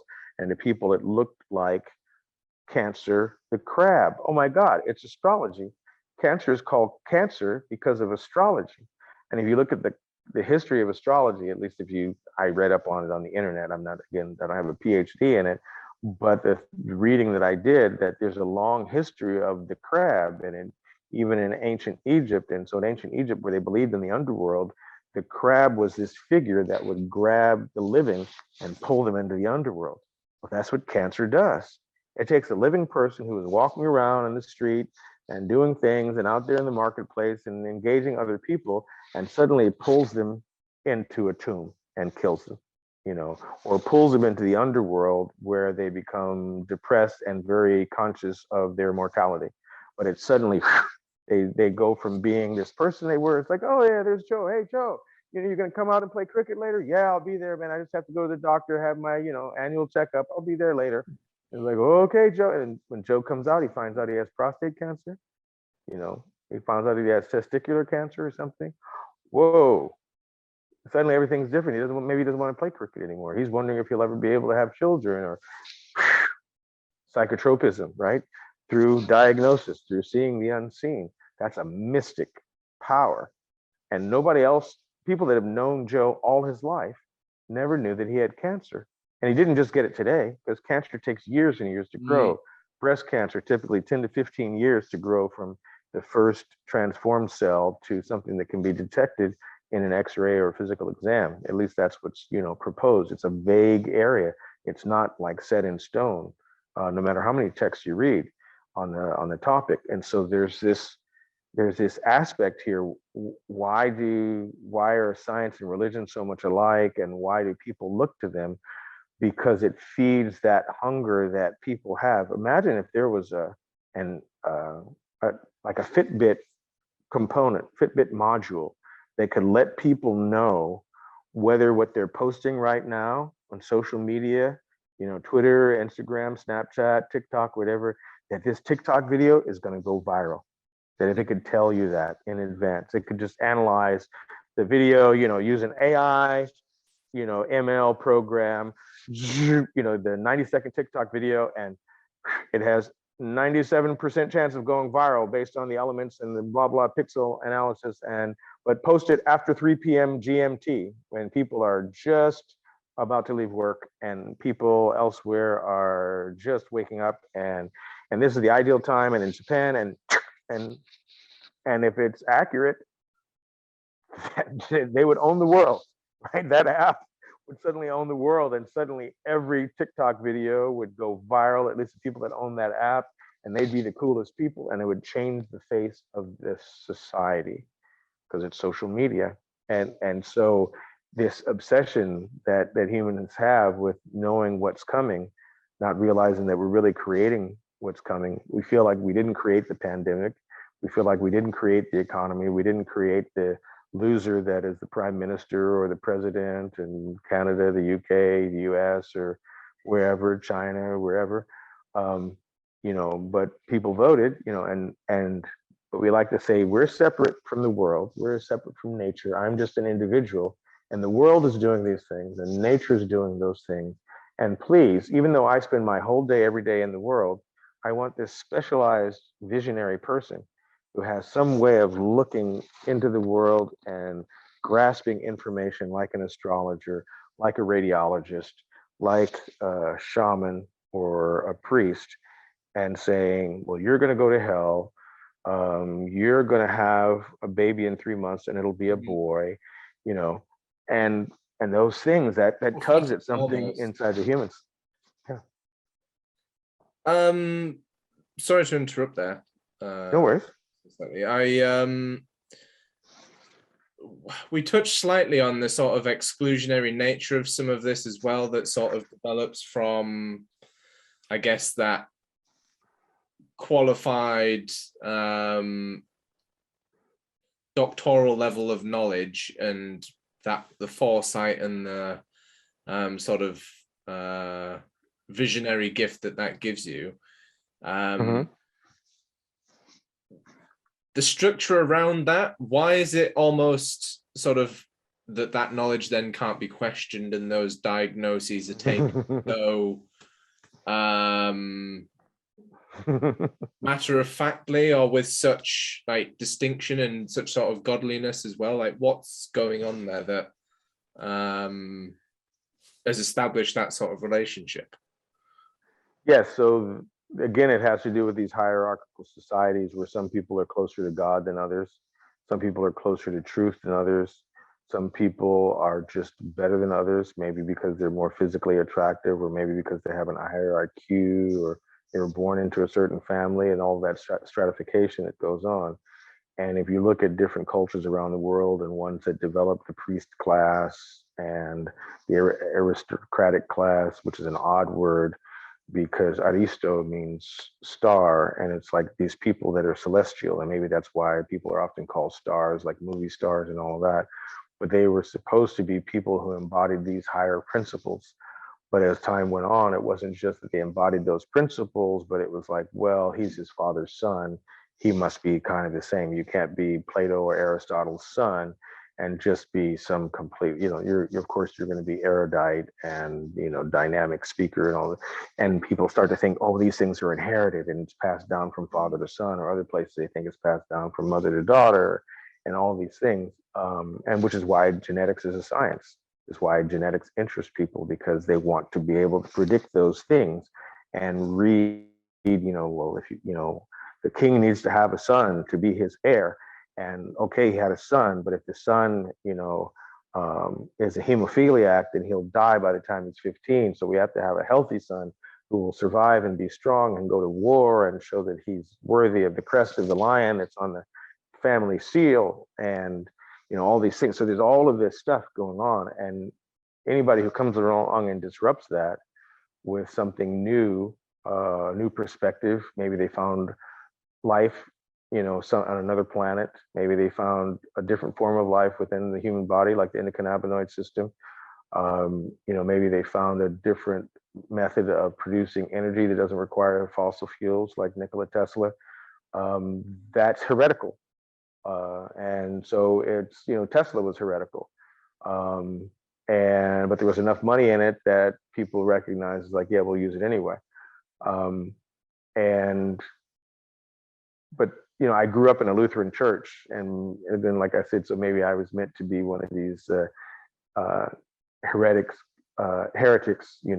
like Luther or like the Cathar, because Martin Luther believed that God was in every person and that the Pope was no greater a person and no closer to God than any other person, and that the Bible should be produced, should be published in a form that everyone could have firsthand access to the teachings of the Bible. And because he felt that salvation was in the Bible, and by keeping the Bible only in Latin and therefore only legible to people that were versed in Latin, which would mean, scholars and a few aristocrats that bothered to study. And of course, the priests, which technically were scholars, but they had attended colleges, seminary, then that in itself was a transgression against God by preventing full free access of the Bible. And he had his things that he posted in the whole history of that and the wars that have been fought for, centuries since then. And of course, he was able to publicize these perspectives that he had, which were obviously psychotropic, had a psychotropic effect, because he had the equivalent of today's internet. He had the ability to publish books without scribes, but publish them with a machine and publish, the Gutenberg Bible sort of a thing, these opportunities. But the main thing wasn't how many copies can you produce, but that it was in what were called vulgar languages other than Latin, like German, or English. Those languages are vulgar. They are not the mother tongue of Latin, the mother tongue of the Holy Roman Church, and it's representative on earth, the Pope, and it's representative in the secular domain, the Holy Roman Emperor. And so, and of course, that emperor wasn't in Rome, was in Austria much of the time, but this whole construct that comes along. And so when you have new information, if you find out that there are beings on other planets, well, what if they're not Christians? People may start to doubt the Bible. When you find systems in the body that weren't taught in the canonical books of medical training, what if cancer can be healed through the endocannabinoid system? Then no one will come to us anymore for MRIs and CT scans and expensive chemotherapy, but they may just go to a dispensary and smoke a joint, and so how invested, how much of a conflict of interest is there between an established system of beliefs and new information, wherever that information comes from, whatever that belief system is? Just that human tendency in our modern society to, if you find out, it's like, well, the fastest person in the world is not the guy who just won the gold medal in the Olympics. You know, there's some guy in rural China that runs faster than that, and he's never been trained. He just has run all the time in his life.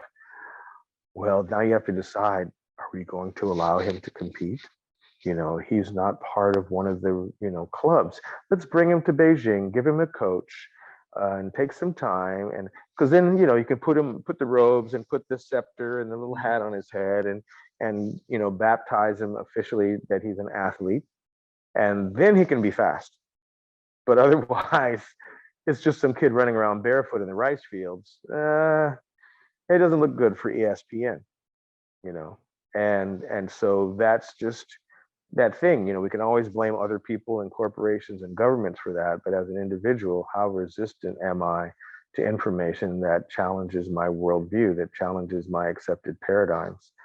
And so to a certain extent, just like people who owe money to their credit cards or have money saved up in a bank, we're relying on those institutions to manage the economy, which is the system of home ownership, from the root words of economical and all of that. It's this management of one's home, of the domicile. And so we're constantly putting that responsibility onto others. And in order for them to support that responsibility across a large population, they need to make generalizations. It can't be so specific, and they don't have time to see each person do confession of each person each day, and whether that confession is with a priest in a booth or is with a Fitbit, or a facial scanner cameras that are mounted, throughout the cities, whether it's Beijing, London, New York, whatever. Can it capture everyone? And maybe the computers are a little bit closer than the church is, and then the governments have been previously. But there's that thing. Why do they have that surveillance? Why do people want to know what everyone is doing and thinking, and why person number 156397 did not go to Starbucks today for their coffee, and they're wondering. It's like, well, let's look at pupil size, and we can check respiratory rate, and we can check all of these, iconic signs in this person. And maybe are they affected with a disease? Is this a sign of a viral outbreak? If we have 10% of the population that have changed their normal paths of behavior in the day, that could indicate that there is something occurring, not unlike a pandemic, or toxin in the water system. So there's all these things. Why are people so concerned about that? I'm not saying that they shouldn't be, but just to recognize that even though people think that China is a world apart from America and it's very different, those same motivations are inside of people, all the way to the kids that, want to peek through the fence and see the football game that they didn't have enough money to pay for, or the kids that want to peek in the girls' shower, or that want to mount a webcam someplace and see things and, violate someone else's privacy. That's it's pretty rampant in this culture. And so the people that are able to see things that other people aren't able to see, then there it is. I always joke with people, like, imagine, the guys, let's say, who are janitors for the LA Lakers. And, so they clean up the Coliseum where the basketball team plays, but there's also the dressing room where the Laker girls, the cheerleaders, dress. And so, they've got keys to everything. So they could put a few webcams on the wall, like you probably heard about that in a lot of hotel rooms, have little cameras that monitor people, and they sell the footage and it goes to the dark web or whatever that is, and all that. So they can make a fortune, these highly sought after people. Well, yeah, I've got a camera in Kim Kardashian's bedroom. Yeah. And, why do people want to see that? Well, they do. I don't know why. I can guess, but I don't know. But it is, how many people would pay for a subscription to live feed from the intimate rooms in the White House to hear the conversations between the president and his wife, or him and the vice president, or these different things, to hear the secrets, to see, again, it's the mysteries, it's this captivation with the unknown, to make known the unknown, and to be the owner of it, the alchemist who can transmute ignorance into knowledge, the base metals into gold. And so a lot of this stuff is medieval.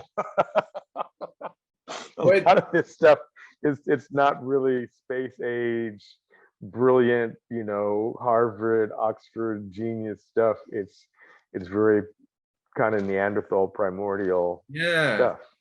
And I think we forget that. And I think that's probably something that we discussed previously as well, is that at the end of the day, these doctors and scientists, they are primal natural beings as well, and susceptible to the same influences as any other human or animal or any other part of nature in a way. Watching porn, playing video games, and texting dick pics. That doctor's hidden secrets. Yeah. So I just watched one of these Black Mirror episodes, and there's some MP that had to resign because of some child porn. I mean, it's all in the not just the news, but in the popular media of television and all these things and movies. This constant theme of people being caught doing things that they weren't supposed to be doing. But why are we supposing that they wouldn't? What is it about medical school that suddenly means that this man or woman has no sexual thoughts about all these naked people that they've never met until today that are standing in front of them, available to be seen and touched and all those things? Who are these magical people, and from what planet do they come from that they absolutely are not reacting like the rest of us? In fact, that's why they close the curtains, because the rest of the patients shouldn't see this, but I'm qualified to see you naked. Really? I used to think that was the craziest thing when I was in medical school and in training.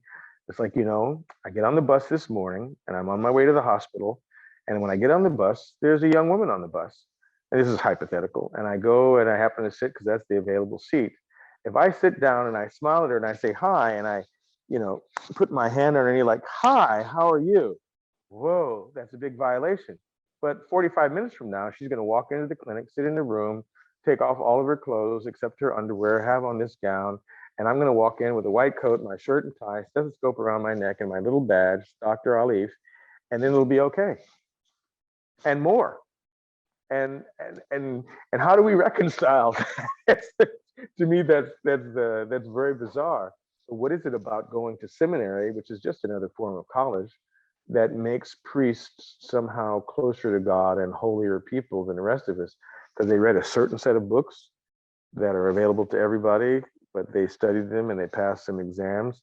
And does that mean that they become honest people, that they would never think of any sort of sexual indiscretions, either with fellow priests or with the people of their church or the children at the Catholic school or whatever? Why would somebody expect that wouldn't happen? Because if it was a bunch of truck drivers and barkeeps and footballers, people would say, yeah, you can't trust your 14-year-old daughter with them, right? There would just be this assumption. Why? Because they don't have a degree in theology. Does that really transform people that much? Do I really believe that?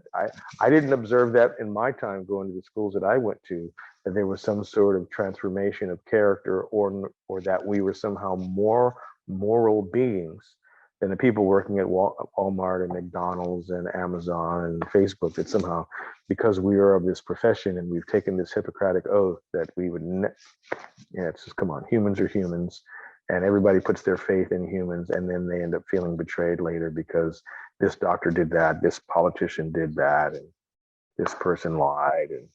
But it's, let he among us or she among us who has not sinned, who has never lied, who has committed no transgressions, cast the first stone. But we put people up on his pedestal so we can, knock them down and all that sort of thing. So it's that same sort of thing in science. There's some notorious, oh gosh, I've forgotten what the word is for it. Oh gosh, it's good that I've forgotten the word. But some very famous scientists, even including Stephen Hawking, were I call them womanizers, philanderers. That's the term, philanderers. Being a genius doesn't mean that they don't have, these sexual urges, or that they're so completely preoccupied with science that they never think about sexual things. They may not be good at socializing. They may be socially awkward, but they may not be. Neil deGrasse Tyson is not a socially awkward man. He's a brilliant, physicist, astrophysicist. he talks a little bit too much about the life sciences. And that's kind of where you could see the soothsayer thing happening, right? Because once you enter into this heady realm of one who knows the rare and magnificent mysteries, then everything up there is kind of just within arm's reach. So it could be, his opinion on extraterrestrial life, or his opinion on GMO foods, or whatever. What does it have to do with being an astrophysicist? Well, nothing. But isn't he in that rarefied zone that he would criticize priests for being in when they start talking about, creationism versus evolution and all those things? It's kind of what happens when we get up there. It's kind of the air is thin, and the ego and the libido start to percolate, and people are often transformed by that experience of suddenly being the oracle. And it can be difficult to resist giving answers, like I said, like parents for children, when they say, so why does Tommy look different than me, Dad? How do they answer that question? So that's that thing.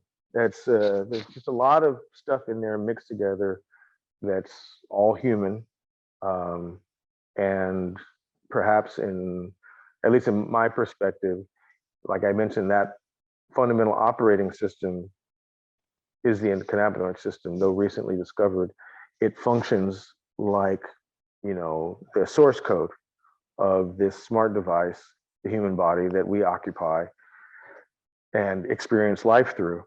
And so it's going to be paramount to understand that and to know how to work with it in order to improve life, liberty, and the pursuit of happiness for all beings, at least all beings that have endocannabinoid systems, perhaps beginning with humans, but then there's animals, pets. It goes all the way down to everyone. I shouldn't say down, that's hierarchical.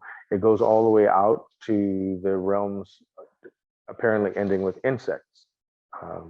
There's just so much stuff, that the cannabis plant, when it's stressed, it produces a different spectrum of these bioactive compounds than when it's grown under a different environment, different growing conditions, and that those molecular constituents that are produced often are well aligned with the needs of a human being who is suffering from stress. And so what is this kind of symbiosis between this human and this plant? Why is this plant engaged in this odd sort of modern dance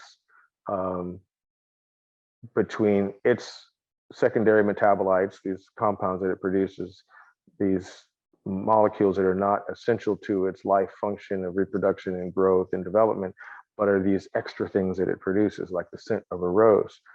And why is there such an interplay between the human being and this plant and some other plants? But the botany of it shows this sort of evidence of a coevolution over millions of years between the endocannabinoid system in human and in higher life forms like primates, mammals, that sort of phylus. But this plant and animal kingdom dance, and in between them, connected by the world of fungi.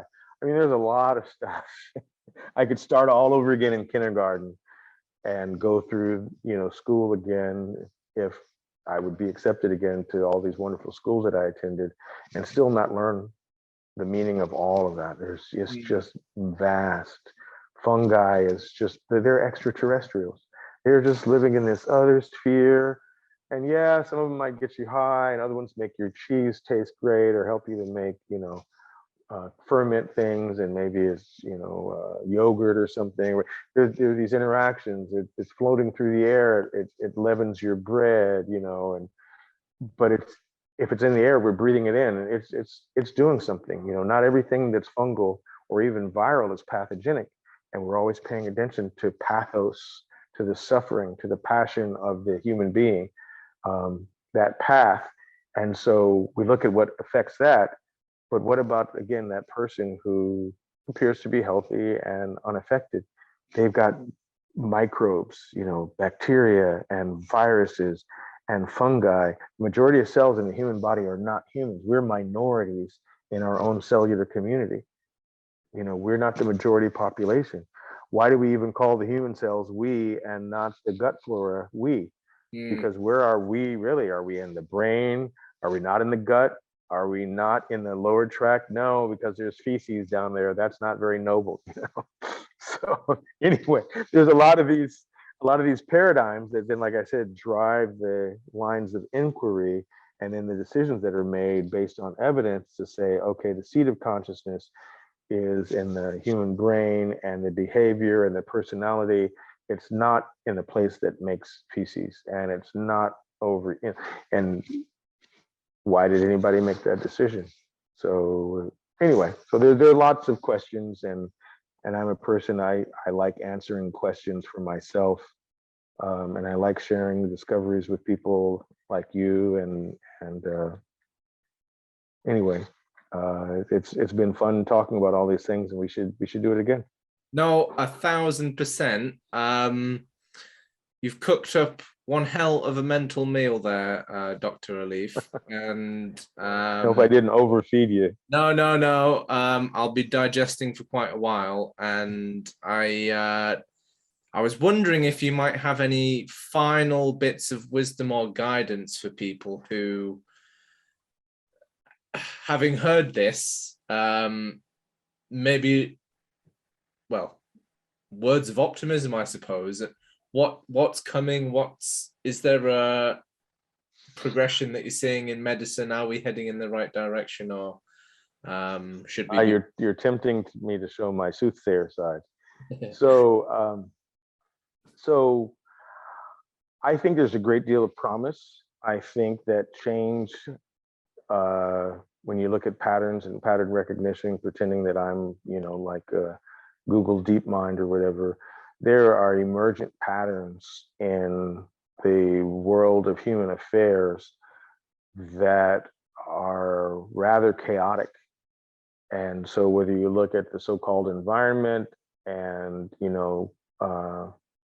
the undecipherable aberrance of weather patterns and climate factors, you look at things like the pandemic, and whether it's at the political level of people that believe and don't believe what's being told by this person or that person, the disagreement even within the scientific or the medical community about this or that, vaccine, no vaccine, whatever, all these things, lockdown and quarantine, do masks work, do they not work? I mean, these are some of these like medieval questions. What caused the plague? Was it, people sinning? Was it fornication? Was it homosexuality? They're always trying to blame it on these things so they can say, let's burn them at the stake, it's the witches and the faggots, as they were called. And, a fag being a cigarette, but also being a bundle of sticks that they used to burn people as a stake. So there's this thing of turmoil and people seeking to blame other people for things not being like they were in the old days, sort of a thing. So it harkens of a sort of a renaissance. Is it similar to the 19th century, perhaps, in Europe, or the earlier Renaissance? That's really kind of more the latter part of. But I look at that part, that 19th century part, as if you look at the end of that century and the shifts that came, you go from horse and buggy to automobile, you go from lantern to electric light, you go from classical physics to quantum physics, pretty much right at the cusp of the end of that century. And those are monumental changes, and it's kind of like a tsunami wave. And what we're have been experiencing, say, in the latter years of the 20th century, was really just the final kind of ripple effects of a lot of that change. But cars didn't really change so much since the 1920s, and electricity didn't really change so much. Light bulbs didn't change so much for a long time. And then you kind of start to have these, computer and digital based technologies and inventions and advancements, and you have LED lights, and you have people concerned about the environment, and that pushes thought in different directions. And people start to become aware of diversity, and people are dealing with the guilt of it, and then getting over the guilt and recognizing there's value to it anyway. It's not really about who did wrong to whom, but who do we want to be today? And there's a whole lot of stuff there. You know, there's a woman of color who's of South Asian and African ancestry that is the vice president, and as they like to say, one heartbeat away from being the most powerful person in the world. And that's never happened before, you know, and it can seem kind of inconsequential. But when you take a lot of data points that are by themselves seeming inconsequential, and, you know, that there are 13 volcanoes erupting at the same time, and that we've had, you know, 5 major earthquakes in the last week, and that the Philippines keeps getting hit by typhoons, and, you know, and that there are locusts, you know, swarming in odd places, and there's birds dying across Europe and in other places that are just boom falling out of the sky. And so there's a lot of these things going on. It's like, you know, that's a bit peculiar, and maybe part of it is having webcams and iPhones, you know, pretty much in every parsec of terrestrial space. But to me, it looks like at this level, kind of like a big bang. It's like this turmoil, and that something hitherto unknown will come out of it. What that's going to be, I wouldn't claim to know. But the only thing that I could say with the uncertainty of certainty is that whatever it is, it won't be the 2016 version. It won't be 1975 all over again. It won't be 1925 all over again. And you know, it might be an ice age all over again, whether the ice age is climactic or is, you know, social, because, you know, if there's some war in Russia and the Ukraine, and China takes this side and the US takes that side, or Bitcoin takes over from the dollar or whatever, you could have depressions and those sorts of things. But, you know, all of those things, the plague of 1918, the what was called the Spanish flu, influenza, changed the world, and definitely changed the United States. It changed the ways that humans interacted, because when you're used to living in a small town and knowing everybody and greeting people with a handshake and a smile, and you find out later that that handshake and a smile could cause you to die, then things change. And children were orphaned because their parents died and they had no way to live. Maybe their whole family, even their extended family who all lived in that town. And a lot of these kids supposedly ended up on the railroads and being what were called hobos, or you know, itinerant, and now people call them homeless, but it was a bit different back then. And right after that, you know, so that's the end of World War One. Then the plague of 1918, flu, and then you roll up on the economic depression. And so, you know, those people that were born, say, in 1912, that would have been 6 years old with the flu, were 24 years old when the World War II officially began. That's a very tumultuous time, and the world hasn't been the same since then. You know, the medicine that we have today, much of it, because, you know, medicine is all about war, really. Surgeons, you know, that was the whole Napoleon and other armies, you know, they have to have their war surgeon. The Romans had them. You know, it's the ability to keep men out there risking their lives, either in the name of industry and commerce, or of the king or the crown or the empire or whatever. And this thing, you know, anesthesia, my specialty is, you know, it's about being able to perform surgery, and much of which is, you know, like the Civil War in the United States, the post-Civil War era is the, you know, advent of the anesthetic era. It's to solve some of these problems that really had to do with human conflict and all that. So again, that's the 19th century. So, you know, this kind of tumultuous, boiling, you know, primordial human soup, it doesn't look like it's going to go back to being the individual ingredients that were cast into it. It's going to be something, you know, that we haven't tasted before, and people that are more open-minded and flexible and more amenable to psychotropism, to having their mind turned, to having their perspective changed,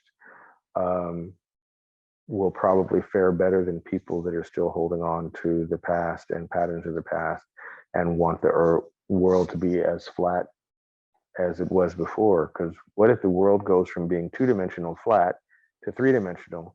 That's a big deal.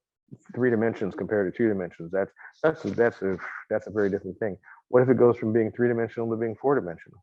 What if something happens and we find out it's like, well, there's 3 dimensions of space and 1 of time. And if you sail off the edge of time, you can go to the future or to the past. Woo, that would really, that would change everything, right? So that's just the physics realm, right? That's just, geography or topology or the coordinate system of place and things. And there are places in that coordinate system of space and terrestrial domains. But when it comes to social fabrics and human interactions and human relationships and the multiple dimensions that are available with the primarily dissolution of gender assignments and gender roles and that sort of thing, the classic thing is like, come on, transgender men, meaning that they were born biological male that now identify as women, shouldn't compete in women's sports because men are basically physically superior. The best tennis player in the world that's a man is better than the best female tennis player. In fact, the least of the pro circuit males can beat the top female tennis player, and in track and field and rugby, whatever, they say all these things. Okay, that seems obvious to us now. But if you give 3 or 4 generations of freedom so that females are not put into this box of playing with dolls and whatever it is, that people say this is what girls do and this is what boys do, you might find something different. When I watch those women run track and they run the 100 meters, I see fury. It's like, wow, they look faster than the guys. Their legs aren't longer. Their bodies aren't of the same dimension as the men. But then nobody thought that they would see a top, track star from China. It was just decided, in reverse engineered dogma that, just like Black people can't swim, Chinese people can't run fast, or Asians can't run fast, and then boom, somebody blows that out of the water, that theory out of the water. It's heretical at first, and then you realize that no, the original statement was heresy. Humans can do whatever humans can do. And so again, kind of coming back to Star Trek and infinite diversity, infinite combinations, we don't really know what the potentials of those are when we regulate human behavior such that people that have, an IQ of, let's say, 160 and above, that all of us have to go to university and become academics and scientists. And if your IQ is 100 or below, then you should do those kind of jobs. And if you're in the middle, you should do business and commerce and all those things. Well, what if you let people that have IQ of 160 and up do business and commerce? You end up with Google and Facebook. Whoa, and that has changed the world, right? I was at Stanford, Google comes out of Stanford, Zuckerberg and Gates, they went to Harvard, they didn't graduate. And I feel like, gosh, maybe if I hadn't graduated, I'd be a billionaire by now. But anyway, it's these things. What happens when you take, a species like the cane toad, and you take them from one environment and you put them over there, or you take the mongoose and you take it from India and you put it in the West Indies to deal with the snakes. Suddenly you have this change because you have this smart device that is a biological organism that suddenly is in a different environment. It's going to adapt to that environment, just like your smartphone changes time zones all by itself, as long as you allow it with that little switch to automatically change time zones. And so this, obviously these biological devices are far more advanced than our so-called smart devices are. So all of that stuff, is kind of going on. You've got all this mixing going on. I can wake up in the morning and have breakfast in a Thai restaurant, lunch in a Mexican restaurant, and dinner in an Italian restaurant. Who's ever done that before? Are even those foods compatible? I mean, I've participated in research where if you take 2 or 3 safe things and you mix them together, it can become toxic. I'll just say as a general thing. It was a study in rats, and it was this company I worked for years ago, about 15 years ago, and they wanted to make the latest, greatest immune support product. And they had some 2 or 3 ones that were already in capsules, but they were separate. And so one kind of, came from traditional Chinese medicine. One was a plant that came from the rainforest. And another one was something that you find more common in the Americas, like, echinacea or whatever. And he said, we should put these 3 together. And somebody asked at the meeting, well, should we do the regular toxic testing? It's like, no, we don't have to, because they're all safe. They're safe ingredients. There's no testing required. The regulations don't require that. And we were like, okay. And, during the meeting, but, there's always a few nerds in the room. And we were like, I wonder what would happen though, just to see. And the guy who ran the rat lab was like, yeah, well, you can just give me the ingredients and I can just put it in there and throw it in with like 3 or 4 rats. And, we'll just see what they do over the weekend. It's not like a big controlled experiment, macho, statistical significance and all that. We came back on Monday, they were all dead. They had all bled to death. It was never researched why, but it had some sort of anti-coagulant effect or something, but definitely a toxic effect. And so that product was never marketed. Thankfully. And I know that laugh, it sounds like, the sinister scientist thing or something, but it's just, I'm laughing at the arrogance of our assumptions that we think, well, because we mix 2 safe things together, what the result of it has to be safe. That's, like I said, that's like some really primitive Neanderthal thinking, because gunpowder is 3 safe ingredients mixed together. I mean, what could be safer than sulfur and charcoal and, saltpeter, sodium nitrate, potassium nitrate? They're nothing by themselves. You can hit them with a hammer. You can throw a match into them. Yeah, if you have a hot enough fire, the sulfur will smoke and it'll smell bad, but that's about it. It's not going to enable you to wage war and take down the walls of Jericho or the walls of Buckingham Palace or whatever. It's just like, you can't build a war machine on any of those 3 elements alone, but when you combine them together, you get something else. When you combine, sugar and cocoa and coffee, you get a completely different culture. And it changes in ways that nobody even imagines, because it's just candy. It's just something to drink, and anyway, so it's to me, it's super unpredictable in a linear way, but in a complexity view, the likelihood that the current state will remain stable, the status quo will not be shaken to its foundations and forced to give rise to some other state that may or may not be recognizable. That's pretty unlikely, because it's like taking a book, throwing it into the fire, watching the pages burn, and thinking you'll still be able to go read it later. It's not so likely. And if you take all of the, like I was talking about the Gutenberg press, so you got the whole whatever it is, Bible or some book, the encyclopedia or whatever, and it's all laid out and the type is there, and they've been printing books or whatever, and it's there overnight. And then there's some 8.9 earthquake, like the Tohoku, recent one in Tokyo, and boom, and all of the press and the little pieces of print type, and you think you're all going to land on the ground and still read the same book?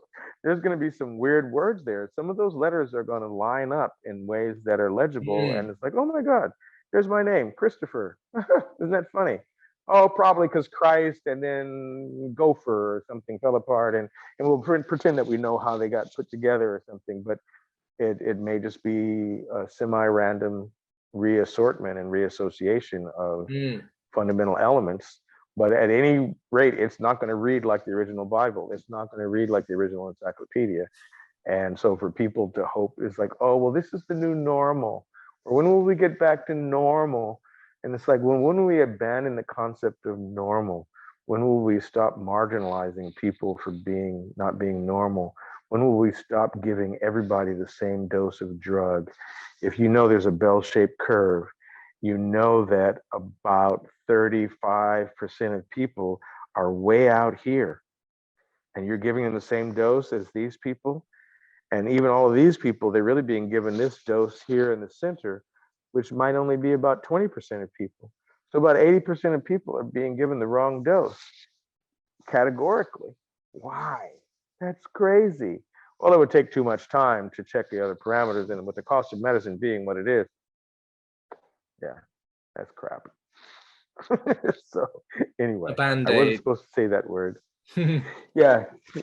So it's just, so I think that things are going to change a lot, and cannabis is going to have a huge effect on that, because it affects mind and body, and if we call spirit, those intangible aspects of a person and their life experience, it impacts all of those at the same time.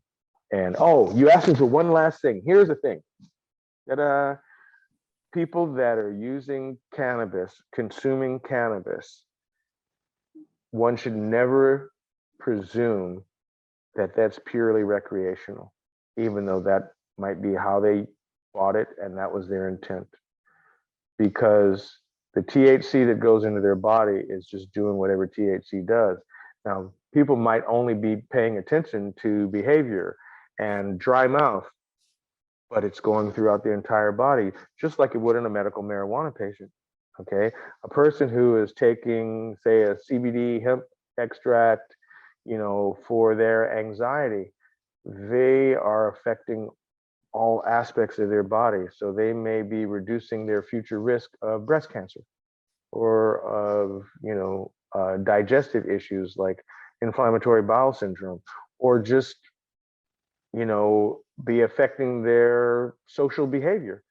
Because again, as I mentioned a bunch of times, paracetamol, as it's called in the UK, acetaminophen in the US, Tylenol is the major brand.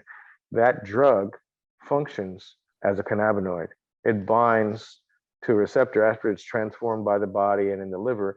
Because of the chaos and the alchemy of the body, that molecule that people put in their mouth is not the same one that ends up circulating around, that gets rid of the headache and those sort of things.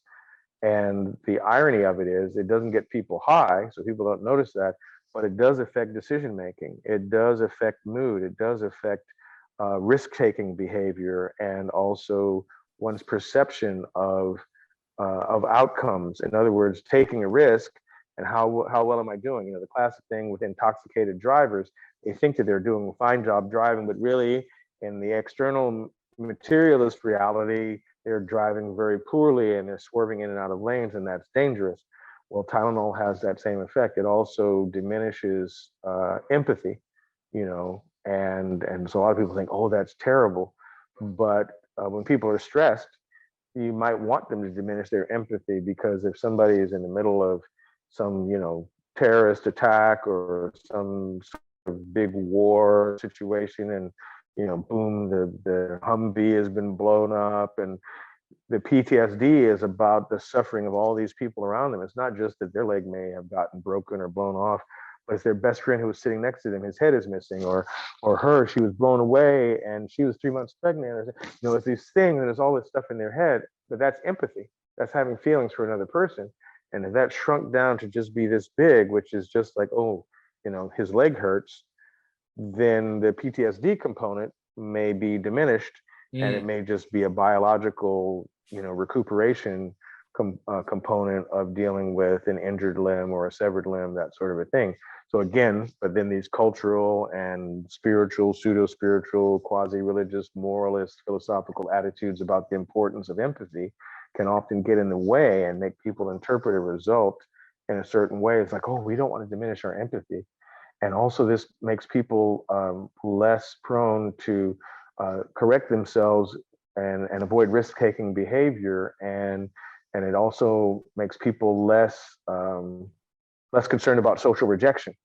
So that makes people more narcissistic.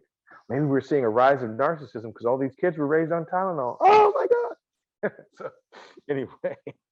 So anyway, though, it's an interesting experiment to be a part of as a fellow lab rat. You, me, and the rest of the 7.5 billion humans, we're experimenting on ourselves, and most of us have no idea that the experiment is going on. And even those of us that know what's going on, we don't really know what all of the parameters of the experiment are. And we're not likely to, but it's very interesting. It's a lot more interesting. If you watch TV, the 1970s didn't look nearly as interesting as 2020 does. Even the pandemic is interesting. People going out in the street, French people that would rather be at cafes are turning over automobiles, and the name of the president, it's like got the perfect name. What easier name to say with bitter, vitriolic fury. Macron, Macron. If his name was Lafitte, you can't really say that with anger, right? But Macron, it's just like, anyway. So it's just these things that are happening, and I get to watch them on YouTube, and it's like, I don't think this is going to go back to the way things were before. This is at least as chaotic and tumultuous as World War II was, and the world changed completely after that. So we'll see. Something unthinkable, something unknown, something uncertain, and more to come, by the sound of it. I can't thank you enough for walking us through some of these nuances and just helping people understand the language of medicine, the perspectives of medics, the perspective of scientists, the purpose of science as well, and how all of that intertwines, and I guess the nature of all of that as well. So Dr. Aliffe, thank you so much for all of your time and for talking us through some of this, and I'm sure we'll have to do some more conversations and heresy around cannabis, the endocannabinoid system, and maybe do some current events in time as well. But we'll keep in touch and make lots of notes and come back with some more ideas. But thanks so much again. Please do. I look forward to it. Thanks really for having me. appreciate your time, and look forward to speaking soon.